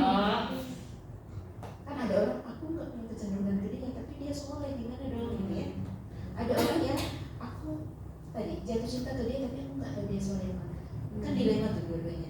Nah kalian nggak usah mikir itu. Sekarang yang bahagia, misalnya kamu suka dan soleh, kaya raya lagi. Enggak, kayak Ganteng pula. ganteng, nggak apa-apa banget itu ya Allah. Amin ya Allah. Amin ya Allah. Nggak apa-apa ganteng yang penting kaya kayak gini. Doa ada yang kaya ya. Iya, dan soleh juga nggak apa-apa ya Allah. Emang gak apa-apa sih. Iya, nggak apa-apa. Nah terus oke, kalian sudah ketemu keluarga dia, keluarga yang baik yang tidak peduli dengan background keluarga, mau menerima kamu apa adanya, karena mungkin calon itu udah kasih tahu dia anaknya ngaji, dia saleha, dia aktif berdakwah, circle-nya oke, mamanya oke. Dan dia tidak mempertanyakan background kamu. Kan ideal banget. Setelah masnya itu masih tahu aku mau bangun rumah, aku mau khidmah. Oke, aku bilang ke orang tuaku ya. Terus bilang ke orang tua, mah ini ada ikhwan yang mau ini lucu banget sih kamu. Kamu bayangin ya. Suatu hari kamu kenal ini hatinya geli. Nah, terus setelah kita ngomong sama mama papa kita, ternyata sudah ada yang dijodohkan untuk kita. Langsung backsound. Iya kan? Sudah ada yang dijodohkan untuk kita. Terus kita menyampaikan pelan, tapi orangnya gini. Oke, boleh. Kamu nikah sama dia? Oke, boleh. Tapi aku mau konsep pernikahannya gini. Dan ternyata konsep pernikahan yang dimaui oleh orang tua kita adalah pernikahan yang sangat hedon. Maunya standing party, dipakai apa di beach, santai ya gitu. Kayak orang-orang Western. Terus itu kan menjadi batu sandungan ya. Tapi karena kalian ngaji, ketika kalian menghadapi batu sandungan seperti itu, kalian tidak merasa ya Allah kenapa mempertanyakan lagi kan? Harusnya tidak, kalian tidak gitu. Ya Allah, ilhamkan kepadaku jalan yang terbaik. Mulailah kita sholat, kita istikharah. Kalau saya itu ngajarin, kalau istikharah khusus kayak pilihan kayak gini, misalnya nih lanjut apa enggak kan gitu ya. Kalau lanjut berdebat sama ortu, ya kan? Kalau nggak lanjut hati aku apa kabar, ya kan? Hati aku apa kabar? Nah akhirnya kita minta petunjuknya. Guru itu ngajar kalau kalian mau istikharah seperti itu, lakukan sebelum kalian tidur. Lakukan sebelum tidur. Jadi nanti setelah sholat berdoa, jangan pegang HP, jangan apapun, langsung tidur. Gak usah skincarean dan lain-lain, dan skincare dulu. Habis itu istikharah, tidur. Nah, nanti di istikharah kan biasanya kita suka ini ya Allah berikan aku tanda gitu ya. Terus kalau mimpi dia kucing, apa ya di kucing? Kan bingung ya. Jadi kata guru saya, biar mudah kita mengartikan petunjuk itu, minta dalam bentuk warna.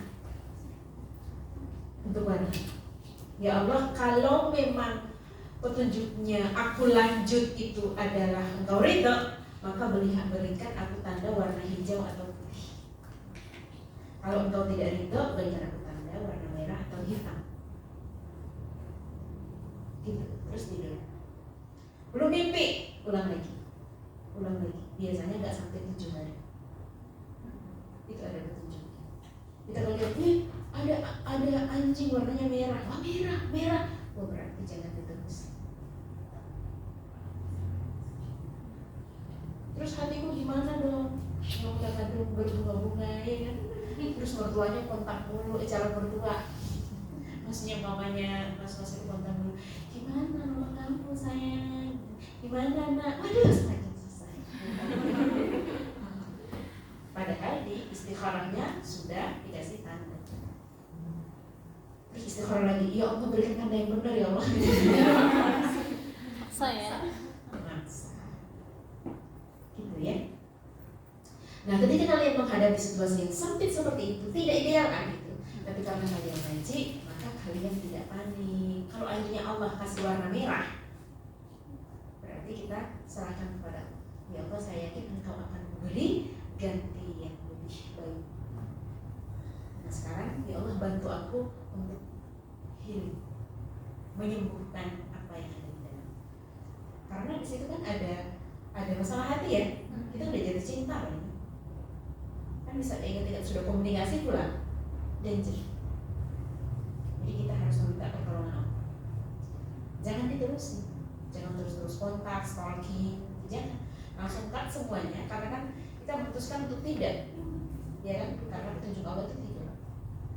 Tapi kalau petunjuk Allah iya, minta lagi sama Allah, ya Allah ilhamkan kemampuan untuk tetap mampu menjaga adabku kepada orang.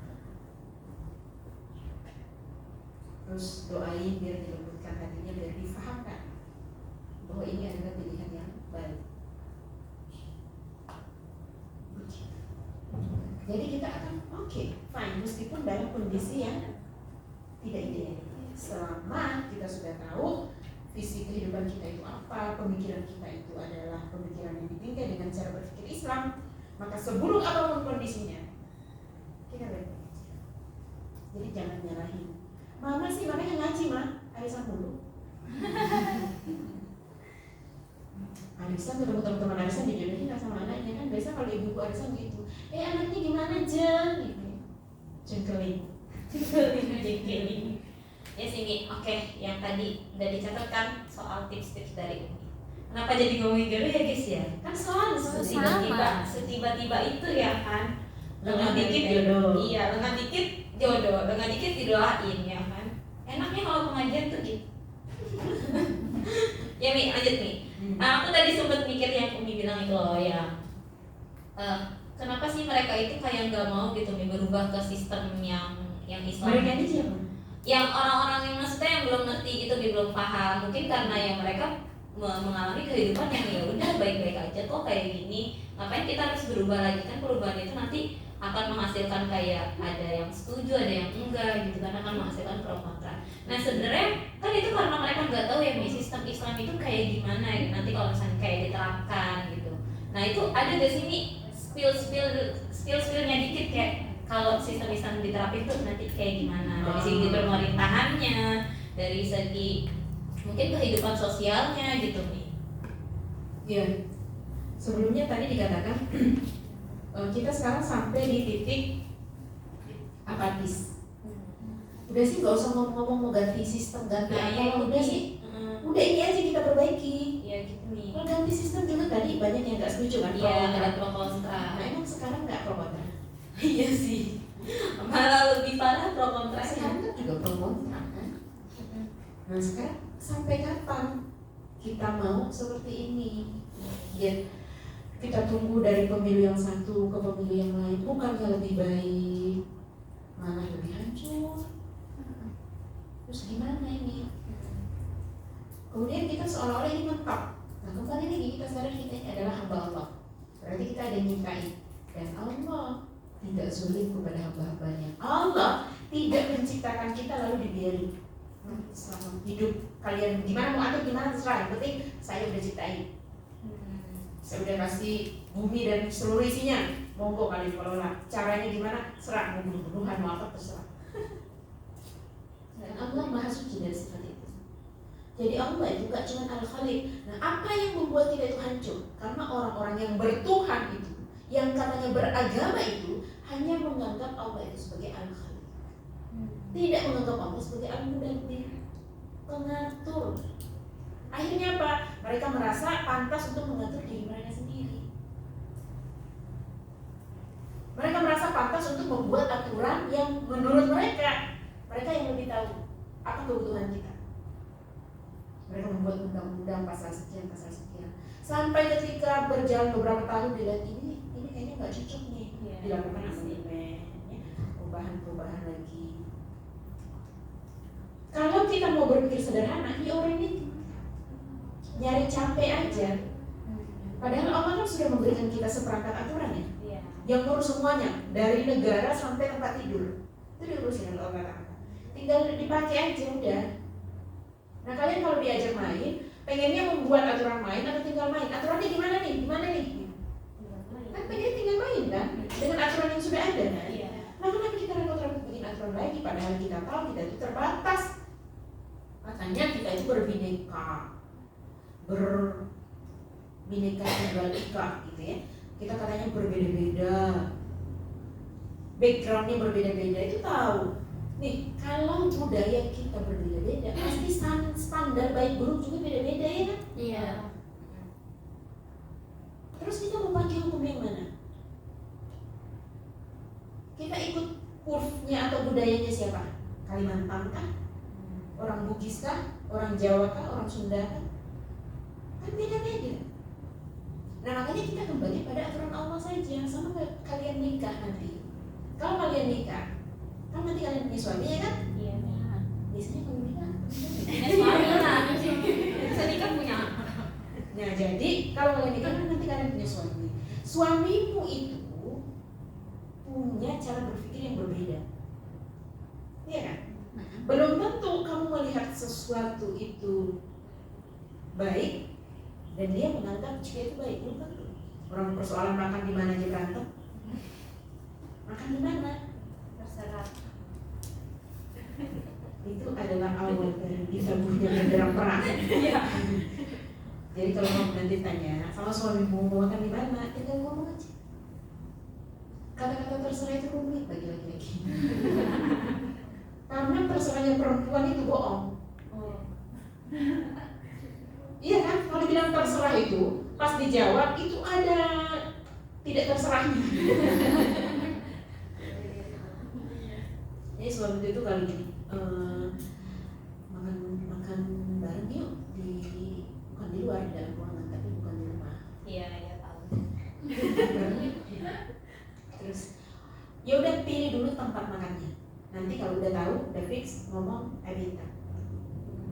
Karena kita pernah keliling sampai akhirnya pulang sampai di rumah kan sama-sama udah bad mood. Iya kan? Nah itu masalah rumah tangga aja gitu, standarnya aja beda. Apalagi dengan satu negara, berbeda-beda suku, pasti beda-beda juga standar. Nah kenapa kita masih ngeyel bikin aturan sendiri? Kalau Allah yang bikin kan jelas ya. Persoalan suami istri pun juga begitu, tinggal dikembalikan aja pada aturan kayak gimana.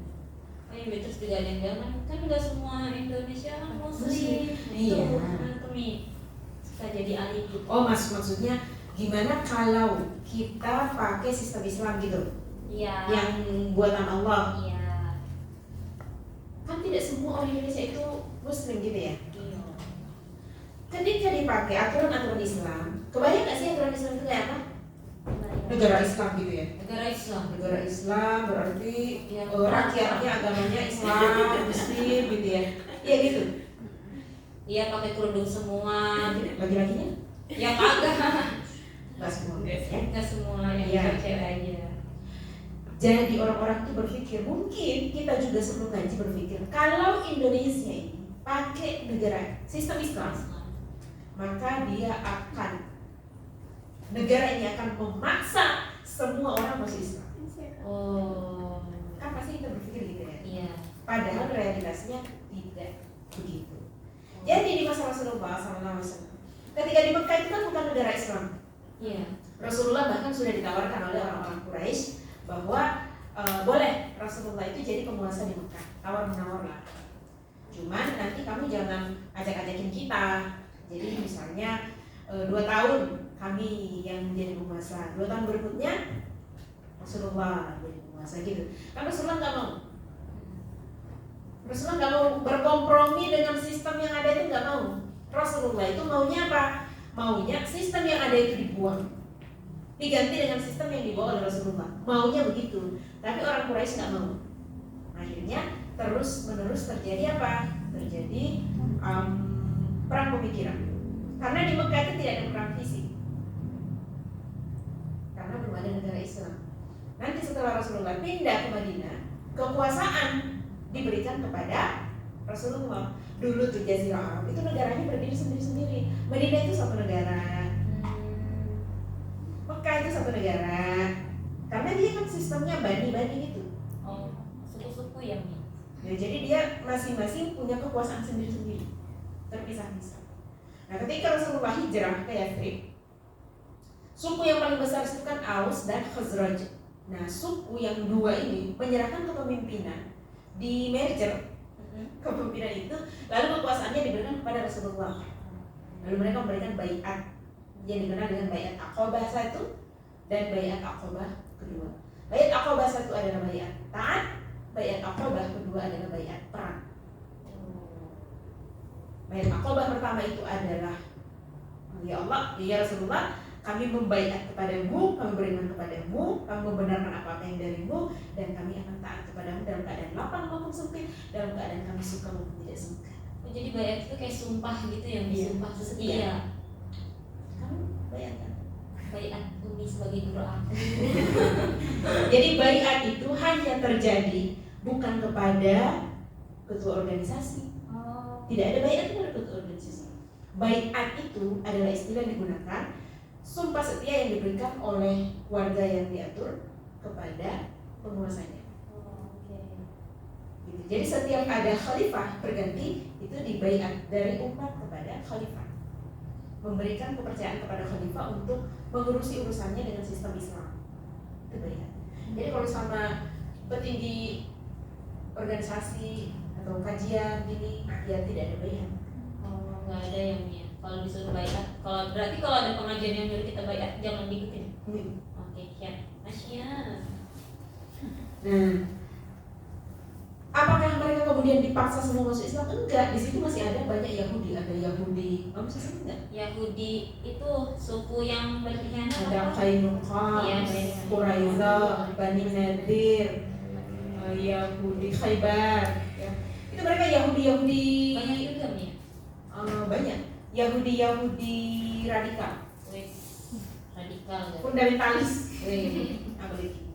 romantis. Romantis. Jadi Enggak ya, di antara mereka itu masih banyak yang tetap di agama Yahudi.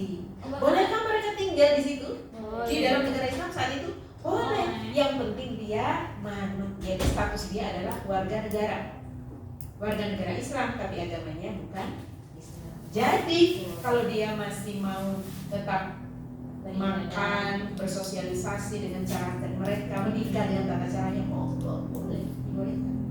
Justru mereka akan kesenangan. Kenapa?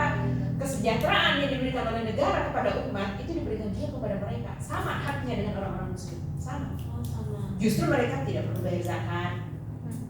Ketika mereka kaya raya, hartanya mencapai nisab dan haulnya, itu juga gak ditagih zakat. Maaf, yang bayar zakat itu siapa? Orang Muslim. Yang dimotivasi oleh negara supaya mereka banyak melakukan infak, sedekah, itu siapa? Muslim. Jadi yang kafir-kafir itu cuma terima aja. Oh. Dia mendapatkan hak yang sama. Bahkan Rasulullah menyampaikan gini, kalau ada di antara kalian yang bermasalah dengan kafir zimmi, namanya zimmi, itu sama dengan dia berperkara dengan Kafir zimmi berarti kafir yang ada di dalam negara Islam itu ya, Mi? Jadi Sampai dia, segitunya, dia Mi? warga negara Islam, tapi agamanya nggak Islam. Bukan Islam. Dan itu diboleh. disebut kafir zimmi. Zimmi. Kalau yang memerangi namanya kafir harbi, Oh, memerangi ke Amerika. Harbi itu. Harbi. Kita perang nih, Mi. Nah, kalau Zionis Israel harbi fi'lan, memerangi secara nyata. Oh, harbi fi'lan. Itu halal darahnya. Oh, Bukan untuk diminum. perang nih, Mi, sekarang. Halal darahnya tapi tidak untuk diminum. Oke. Hanya ditumpahkan. Wis. Tapi kalau di sana, Hmm. kalau di sini Iya, misalnya ada orang Israel kesini gitu, Mi. Gimana itu? Boleh kagak? boleh. Ditumpahkan darahnya nggak boleh? Jangan. Oh, jangan. Dia boleh kesini. Oh, boleh kesini. Suka pandang. Oh, tendang lagi warisan. Ya Allah. Pastikan nggak ada darahnya. Oh iya, tumpahnya di sana aja ya. Di sini diplastikin dulu, guys. Jadi dalam Islam itu la ikrah fi, tidak ada paksaan. Tidak ada paksaan. Tapi ketika hukum syariat itu sudah diadopsi sebagai undang-undang di negara itu, semua wajib. Kenapa? Karena dia bukan lagi sebagai syariat, tapi sebagai undang-undang negara. Yang ngatur ya. Ya, dia undang-undang itu kan sifatnya memaksa. Wah. Yang nggak taat kan dihukum, ya kan? Makanya kita butuh undang-undang yang lurus. Nah, kalau undang-undangnya datangnya dari Allah Ta'ala, insya Allah kita itu bahagia dunia akhirat. Insya Allah. Kayak Nabi. Insya Allah. Nyanyi. Jangan dilanjutin. Nah, maka yang harus kita lakukan sekarang selain menyelamatkan diri kita, itu nggak cukup. Kita harus terlibat untuk memperbaiki sekitar.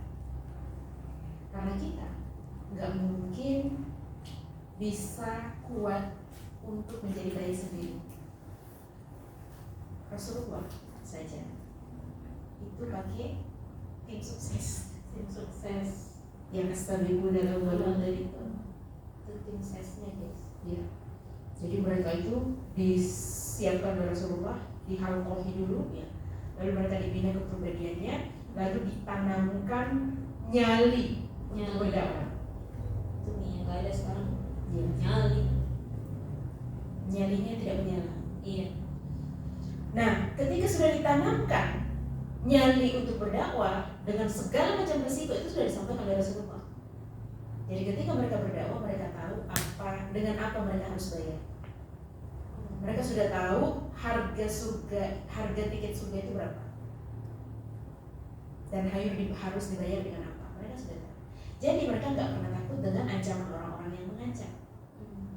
Celaan orang-orang yang mencela, nggak pernah takut. Kenapa? Bagi dia urusan visi, cita-cita hidup itu sudah selesai, dibahas di majelis bersama Rasulullah. Maka dikatakan bagi mereka itu la khaufun alaihim wala hum yahzanun. Tidak ada kekhawatiran bagi mereka dan mereka juga tidak bersedih hati. Tahu Sumayyah kan? Perempuan pertama yang syahid, tidak takut sama sekali.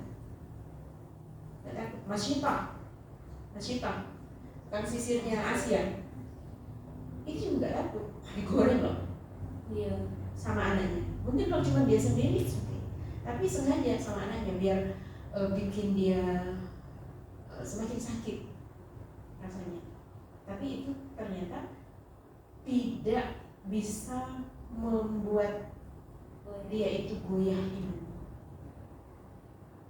Kita masalah cowok aja bikin goyah. Galau.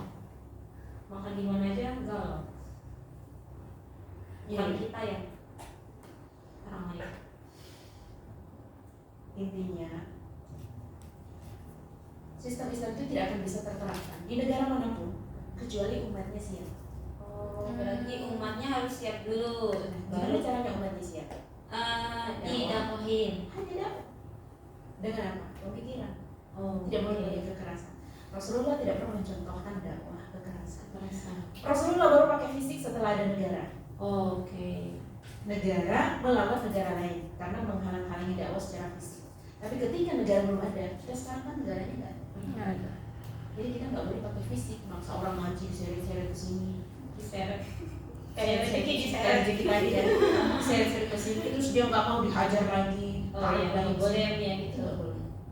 Paksa orang masuk Islam itu nggak boleh. Nggak boleh. Login kayak gitu nggak boleh ya, meskipun cuma Ya kalau bercanda. pakai laptop bisa. Oh iya. Jadi kalau kita lihat, masya Allah, Islam itu memang pas kalau dibilang rahmatan lil alamin. Maka sekarang tugas kita adalah apa? Ngaji yang benar, Ngaji yang benar.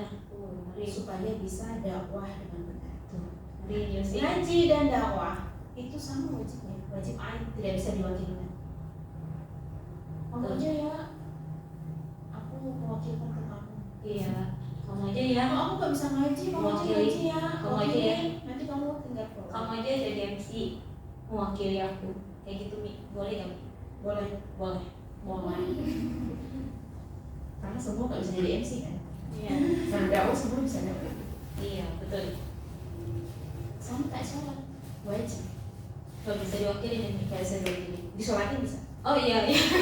Meninggal dong Mi. Oh. Jadi kalau kita berpikir, ya udah kita kudeta aja nih, ganti sistem. Oh Itu iya. kan. Oh nggak boleh Mi.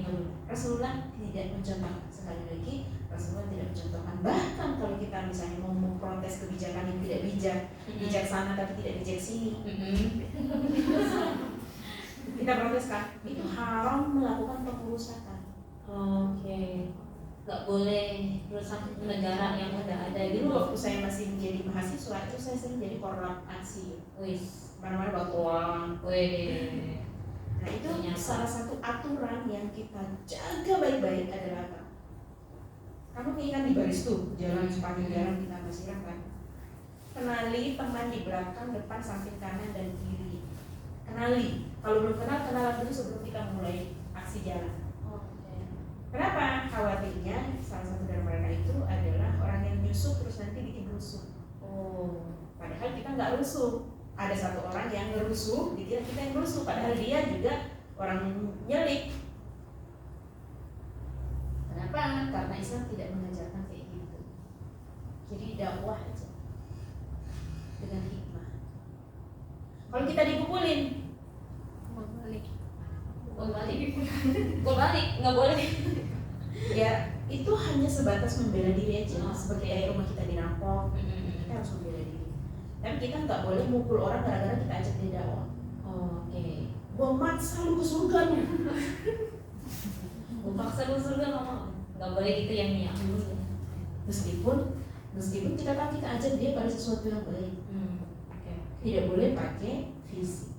Jadi semakin kita mengenal Islam, sebenarnya semakin kita itu tidak merasa bahwa sistem Islam itu monster. Kenapa? Karena justru di situ kebaikan itu bisa kita dapatkan. Ketika orang non Muslim, kafir zimmi tadi, mau datang ke pasar, itu kan tempat umum ya, ada Iya. bapak-bapak yang Muslim, itu oleh negara mereka diwajibkan tutup aurat. Oh. Meskipun nggak sama kayak kita.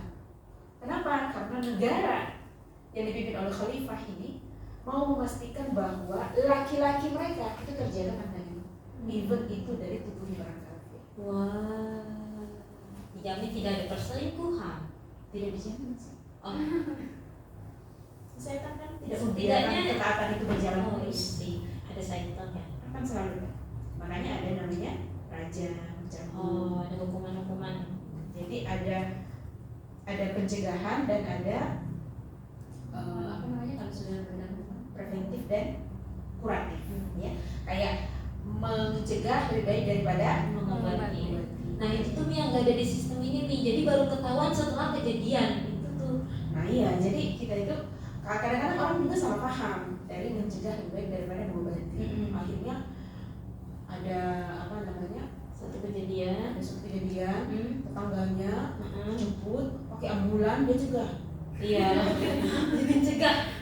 Jangan mengobati. Iya. Oh iya enggak gitu. Enggak boleh. Justru itu harus diobati. Dikatakan udah dijemput pakai ambulan. Itu pengertian. Lebih baik dari Ya itu pengertiannya. Iya. Maksudnya kan kayak gitu.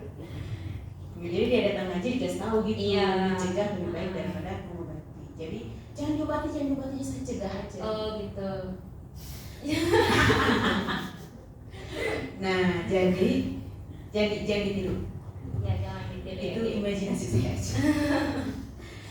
Jadi kalau dalam kondisi seperti sekarang itu memang preventif itu perlu, dan ini yang tidak ada di negara ini.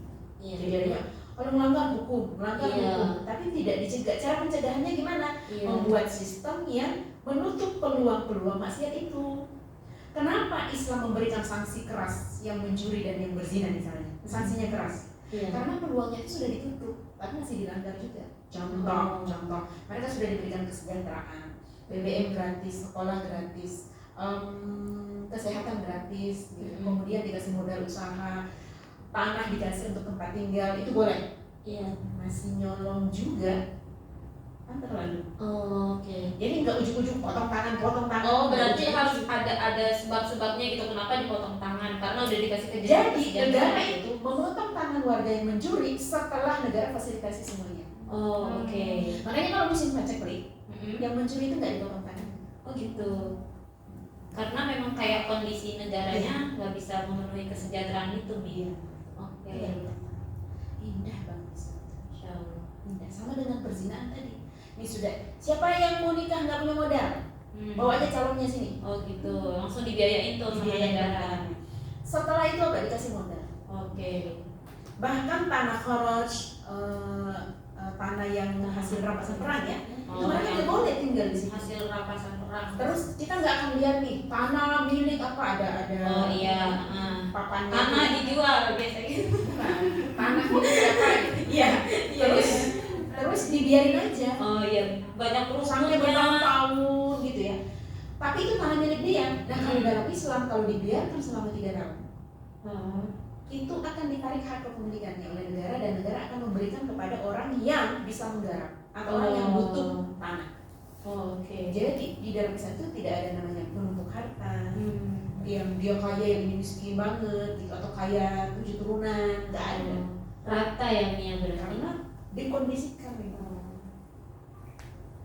Dan menimbun harta itu kan haram dalam Islam. Kalau mereka tetap ngeyel menimbun, habis nanti itu kena zakat. Oh, ada zakat. Ya, Iya zakat. sama zakat mata itu 100%. Jadi terkondisi yang apa namanya, rumah, desain rumah aja diatur dalam keinginan. Jadi ketika pintunya nggak sengaja keablak, itu pandangan itu nggak langsung buruk. Oh, ada desain rumahnya juga nih. Keren ya guys ya. Jadi kayak pintu masuk, biasanya kan langsung ruang tamu. Iya. Nah itu ada tembok di depannya. Nanti kita masuk ke kanan atau ke kiri. Oh, rumah masa depan kita nanti kayak gitu desainnya guys.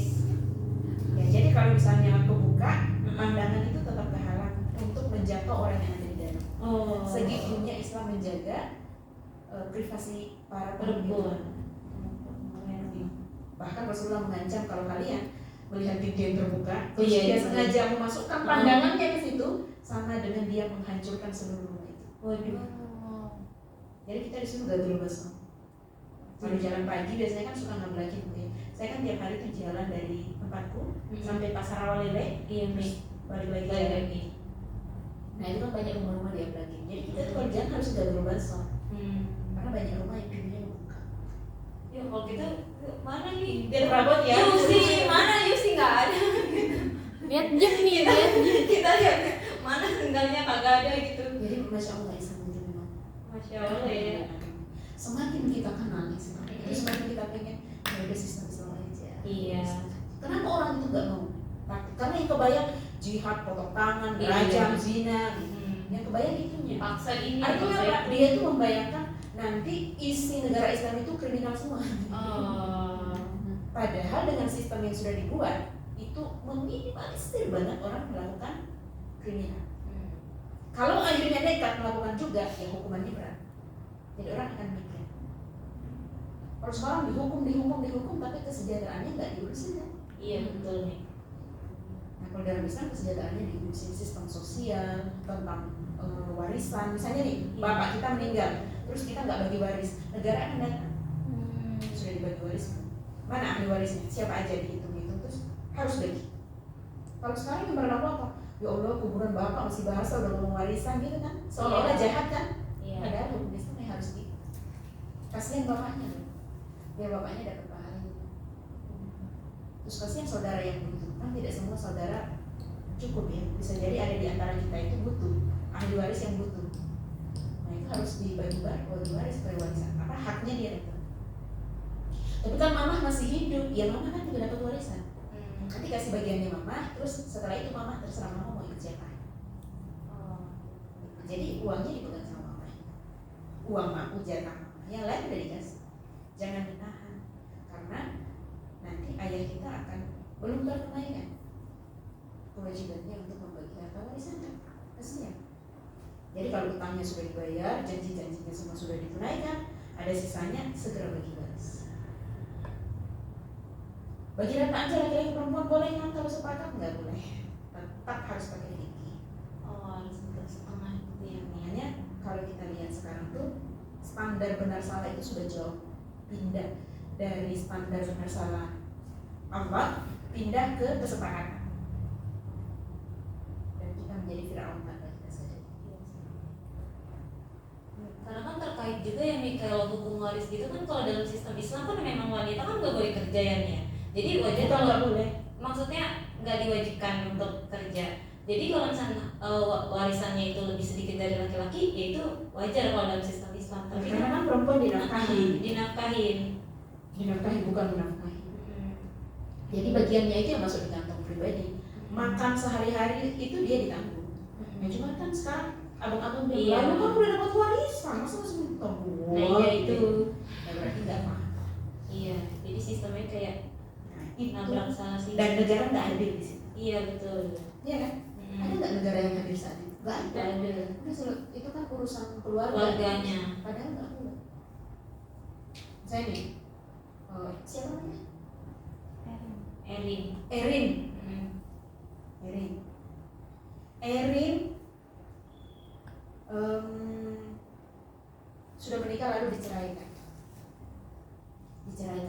Terus suaminya itu pergi lah, udah nggak mau. Nah, saat suami menjatuhkan talak, kan 3 bulan masa iddah.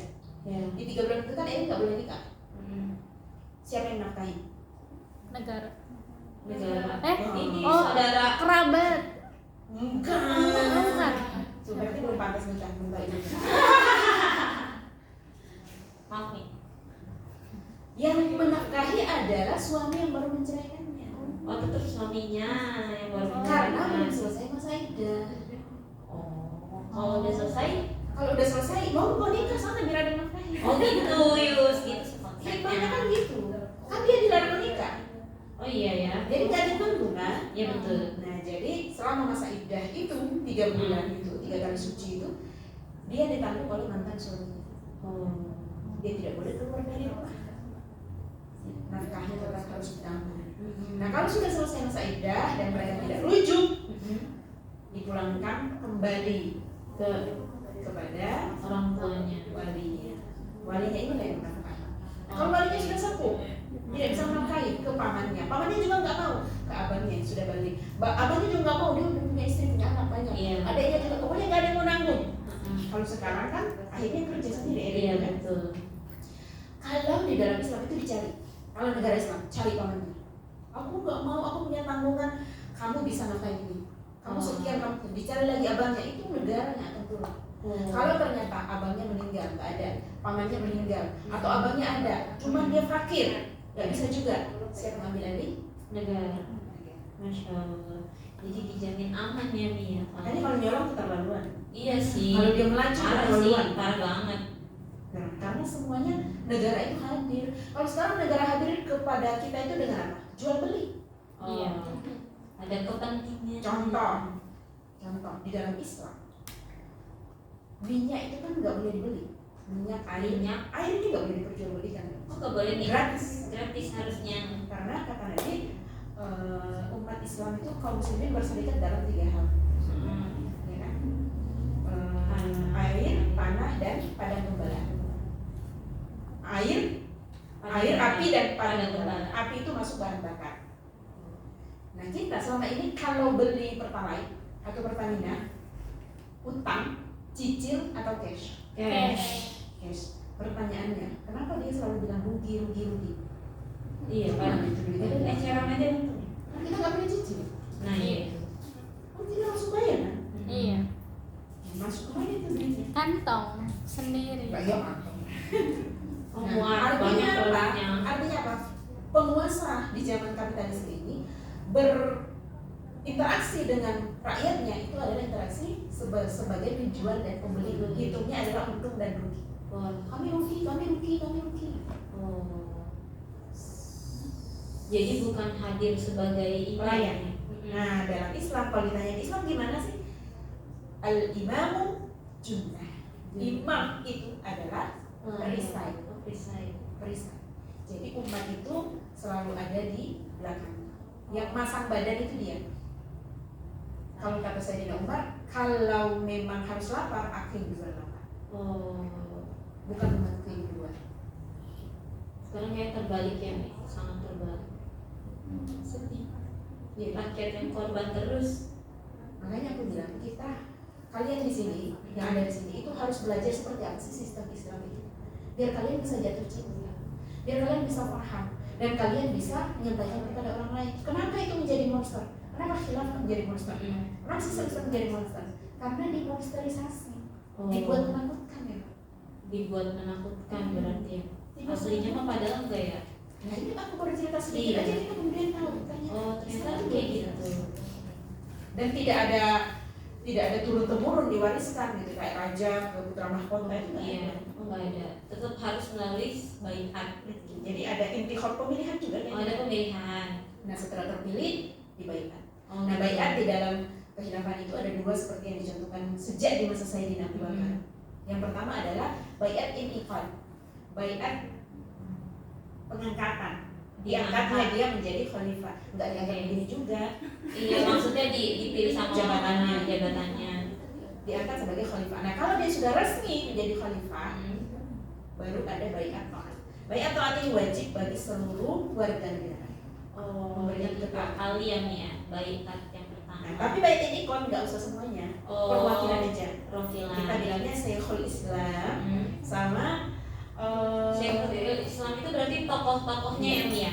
Ulama-ulamanya ngangkat seseorang yang dianggap pantas. Nanti kan ada pencalonan yang dianggap layak. Nah, terus itu terjadilah intikhab, dipilih. Nah, yang menang itu kemudian di apa kita sekarang itu? Disumpah atau resmi ya, pengangkatan gitu ya, sumpah jabatan gitu. Nah, setelah itu resmilah dia menjadi khalifah, kita menjadi wajib. Contoh, di masa Sayyidina Utsman bin Affan itu kan ada konflik tentang pemilihan siapa yang menggantikan Sayyidina Umar kan? Sebagian bilang Utsman, sebagian lagi bilang siapa? Sayyidina Ali. Ali yang pantas, Ali yang pantas. Karena dari sisi kecerdasan Utsman itu pemalu luar biasa. Saking pemalunya Rasulullah aja menjaga adab di depan Utsman. Kalau di depan Sayyidina Abu Bakar, depan Umar itu Rasulullah masih selonjoran. Maksudnya masih nggak apa-apa selonjoran gitu. Pernah berkumpul gitu, tiba-tiba Utsman datang, langsung Rasulullah memperbaiki duduknya, duduk tegak, kemudian dilipat kaki beliau. Setelah Utsman pergi, sahabat tanya, kenapa saat sama kami engkau begini dan ketika ada Utsman engkau begini? Kata Rasulullah, Utsman itu pemalu. Tentu Utsman akan merasa malu, merasa sungkan kalau lihat Rasulullah kayak gitu.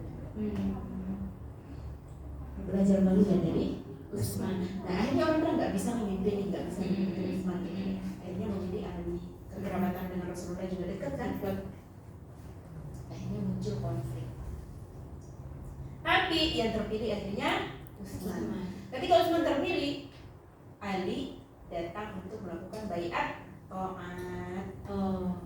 Waktu baiat ini ikut, padahal Ali kan tokoh ya, nggak datang. Gitu nih, karena nggak wajib. Tapi ketika sudah diangkat menjadi khalifah, semuanya wajib. Sayyidina Ali dengan segala kesadarannya beliau datang dan membaiat Utsman untuk menaati. Jadi semua rakyat wajib ya Mia. Kalau baiat taat. Lebih kayak gitu sistem pemilihannya ya Mia. Beda sama asik banget sistem Islam itu. Luar biasa banget guys. Ada kitab kalau mau belajar itu namanya Ajhizatud Daulatul Khilafah fil Hukmi wal Idyan. Coba judulnya. Jadi dia membahas tentang struktur pemerintahan sama administrasinya. Jadi contoh bagaimana Islam mengatur keuangan. Seru nih, seru. Nah, kita tidak akan mampu meyakinkan orang tentang khilafah ini bisa menjadi solusi kalau kita sendiri nggak yakin. Dan kita nggak mungkin yakin kalau pemahaman kita tentang khilafah ini setengah-setengah. Kuncinya balik lagi ngaji adalah kunci. Jadi kitabnya ada tapi jangan belajar sendiri. Kata guru-guru kita, kalau kita belajar dari kitab itu gurunya siapa? Membaca boleh, tapi jangan menjadikan itu sebagai cara kita untuk menuntut ilmu. Itu hanya suplemen aja daripada scroll musik ya kan? Oke, sekarang sudah Desember. Iya. Kan sudah Desember, kamu sudah mengkhatamkan berapa buku? Wah, tidak terhitung. Judulnya aja. Judulnya aja. Oke, udah selesai waktunya ya? Iya, insya Allah sudah selesai nih. Wah, ini kita kayak enakan ngobrol. Jadinya kita tanya aja langsung satu atau dua aja. Oke, boleh. Kalau misalnya mau ada pertanyaan, boleh langsung bertanya. Kalau tidak ada pertanyaan, iya, saya yang bertanya. Sebelum datang nanti. Sebelum datang, iya. Gimana guys? Ada yang mau bertanya? Yang masih bingung, yang masih pusing, atau yang mau menanggapi? Oh iya, ternyata enak ya sistem itu bisa membuat kita nyaman, kayak gitu. Mungkin ada yang mau menanggapi seperti itu. Kalau nggak ada, kita pamit undur diri nih. Ada nggak, guys? Sepertinya tidak ada. Kamu mau mundur kan? Enggak mau mengundurkan diri. Sepertinya tidak ada nih Umi ini. Alhamdulillah. Alhamdulillah. Kita akhiri saja kalau begitu ya Umi ya. Apakah Umi ingin memberikan closing statement? Ya. Kuat-kuat ya hidup di zaman sekarang. Kuat-kuat, guys. Kuat-kuat. Kuat-kuat. Dan kita tidak akan benar-benar bisa menjadi kuat kalau nggak di backup sama yang maha kuat. Nah, tuh. Berarti jaga hubungan kita dengan Allah dan Rasulnya. Ya, jaga. Harus selalu hadir di hati. Allah dan Rasulnya harus selalu hadir. Kalau kita sudah banyak tertawa istighfar, nggak boleh, Astagfirullah, nggak boleh. Biar Nggak boleh Allah cacat. masuk. Jadi Allah masuk, Rasulullah masuk, itu akan menjadi pengontrol yang luar biasa pakem di dalam kehidupan kita. Kemudian ingat bahwa Rasulullah itu diutus untuk berdakwah. Maka ketika kita berdakwah, kita sedang melanjutkan amal Rasulullah SAW. Masya Allah. Dan pasti Rasulullah Keren kita guys. kita pengen, kita minta ya Allah, jangan gantikan aku dengan generasi yang lebih baik dari aku. Ya Allah, gunakan aku di dalam segala kebaikan yang Engkau sudah takdirkan. Kita pengen kita itu terlibat gak jadi penonton doang. Iya betul nih. Mudah bagi Allah kalau pengen singkirin kita diganti dengan generasi yang lebih baik. Mudah. Kan kita nggak mau. Kita ingin kita itu dinikmatin. Meskipun dengan peran kita hanya ya datang ke sini makan semangka, makan mangga ya. Iya, itu yang belakang tuh Mi. Kita datang haji kan. Kita datang haji. Jadi kita pengen punya andil supaya nanti ketika kita menghadap Rasulullah kita itu nggak malu-maluin banget. Betul. Meskipun kita cuma manterin semangka ya, Misalnya pas dia terjemahan kamu umatku kamu apa Iya. andilmu? Bawa semangka. Potongin semangka tadi kayak gitu Mi. Kan bisa ya Mi ya? Iya Kita pengen kita tahu. itu dibanggain. Iya. Misalnya nih, ini ada seperti Erin nih. Iya. Dia lihat di hadapan para anbiya yang lain. Iya. Ini Erin umat. Iya. Aku mencintainya, dia mencintaiku. Dia Pengen bangga banget kepada aku dan aku bangga. Ya Allah. Dia hidup di akhir zaman, tapi dia istiqomah dengan syariat. Masya Allah. Aku terbang. Kita pengen dibanggakan Rasulullah. Iya. Jangan ya ada dan tiadanya kita dari anggap. Iya. Nebeng-nebeng aja, nebeng-nebeng Iya. aja. Pengen udah kamu aja gitu. Kan nggak jangan ya Mi ya. Kamu nyindir siapa sih? Enggak sih aku kan yang siapa-siapa. Ya, semoga Allah sayang kita semua ya. Iya. Kita hidup dengan baik dan tidak mungkin ada kehidupan yang bisa menjadikan kita baik kecuali dengan menjadikan Islam itu sebagai way of life kita. Masya Allah. In every single thing. Semua kita harus menjadikan Islam sebagai pisau berdarah. Apapun yang kita hadapi. Nah kalau sudah kayak gitu, insya Allah meskipun orang melihat kita kasian banget dia hidupnya prihatin mulu, nggak apa-apa, nggak apa-apa banget, nggak apa-apa. Aku juga ini mau berangkat ke Baitullah itu dibayarin. Umi jangan lupa doanya. Jadi maksudnya ini bukan tentang apa yang ada di tangan kita. Ini tentang apa yang bisa kita lakukan untuk Allah.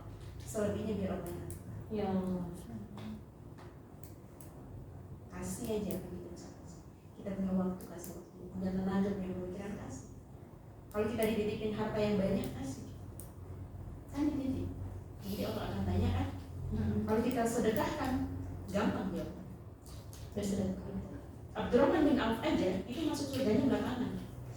Karena hidupnya lama. Padahal beliau sedekah. Jor-joran sedekahnya masih lama aja. Gimana ya? Enggak. Gimana yang enggak? Apa kita harus nggak punya harta banyak biar cepat? Enggak gitu juga. Oke, itu dari saya. Mohon maaf segala kekurangan. Mohon doanya supaya safar ini lancar berkah. Amin. Aku nggak tahu pengen kembali atau enggak. Umi kembali lagi. Kita butuh biar ngobrol lagi. Yuk Kenapa? Karena baginda Nabi Sallallahu Alaihi Wasallam pernah bersabda, kalau kalian bisa meninggal di Madinah, meninggal, Jangan gitu Mi. meninggal di sana. Jadi ya kalau aku bisa meninggal di sana, alhamdulillah. Satu tanah dengan baginda Nabi. Ayo. Titip salam nggak? Titip salam. Titip salam. Insya Allah nanti di sana akan aku adukan banyak orang dan banyak Banyak orang kan. aku akan mengadukan orang-orang yang meninggal di Baitul Betul nih. Masya Allah. Sudah nih. Assalamualaikum. Waalaikumsalam warahmatullahi wabarakatuh. Ya. Kita kembalikan saja langsung ke MC kita bernama Kakak Salsa. Masya Allah nih Kak. Masya Allah, tabarakallah ya teman-teman. Materi dari Wasat yang bikin kepala kita jadi Sakit. Jadi panas sih, panas. Menyala menyala nih. Ya. Karena ada petunjuk ya kan. Ya, jadi gitu teman-teman. Ternyata sistem yang tidak ideal ini kita tetap bisa menjalani kehidupan yang Islami kalau karakter kita itu diisi dengan hal-hal yang Islami tadi. Gimana caranya ya dengan ngaji itu tadi? Karena dengan umat yang udah Islam itu baru negara Islam bisa berdiri seperti yang tadi Wasat jelasin. Nah, kita karena kita udah di penghujung acara, jazakumullah khairan Wasat sama Kania atas waktunya dan materi yang Masya Allah kita terima. Jazakumullah khairan juga buat teman-teman yang udah menyempatkan waktunya untuk hadir di kajian Madrasah Lihat hari ini. Kita tutup pengajian dengan istighfar 3 kali. Astagfirullahaladzim, astagfirullahaladzim, astagfirullahaladzim. Kafaratul majlis. Subhanaka Allahumma wa bihamdika asyhadu an la ilaha illa anta astaghfiruka wa atubu ilaik. Alhamdulillahirabbil alamin. Kurang lebihnya mohon maaf. Wassalamualaikum warahmatullahi wabarakatuh. Waalaikumsalam warahmatullahi wabarakatuh. Yeay. Yeay. Ya teman-teman, kita foto-foto dulu ya sebelum pulang. Iya nih, Umi berangkat besok nih, besok subuh. Besok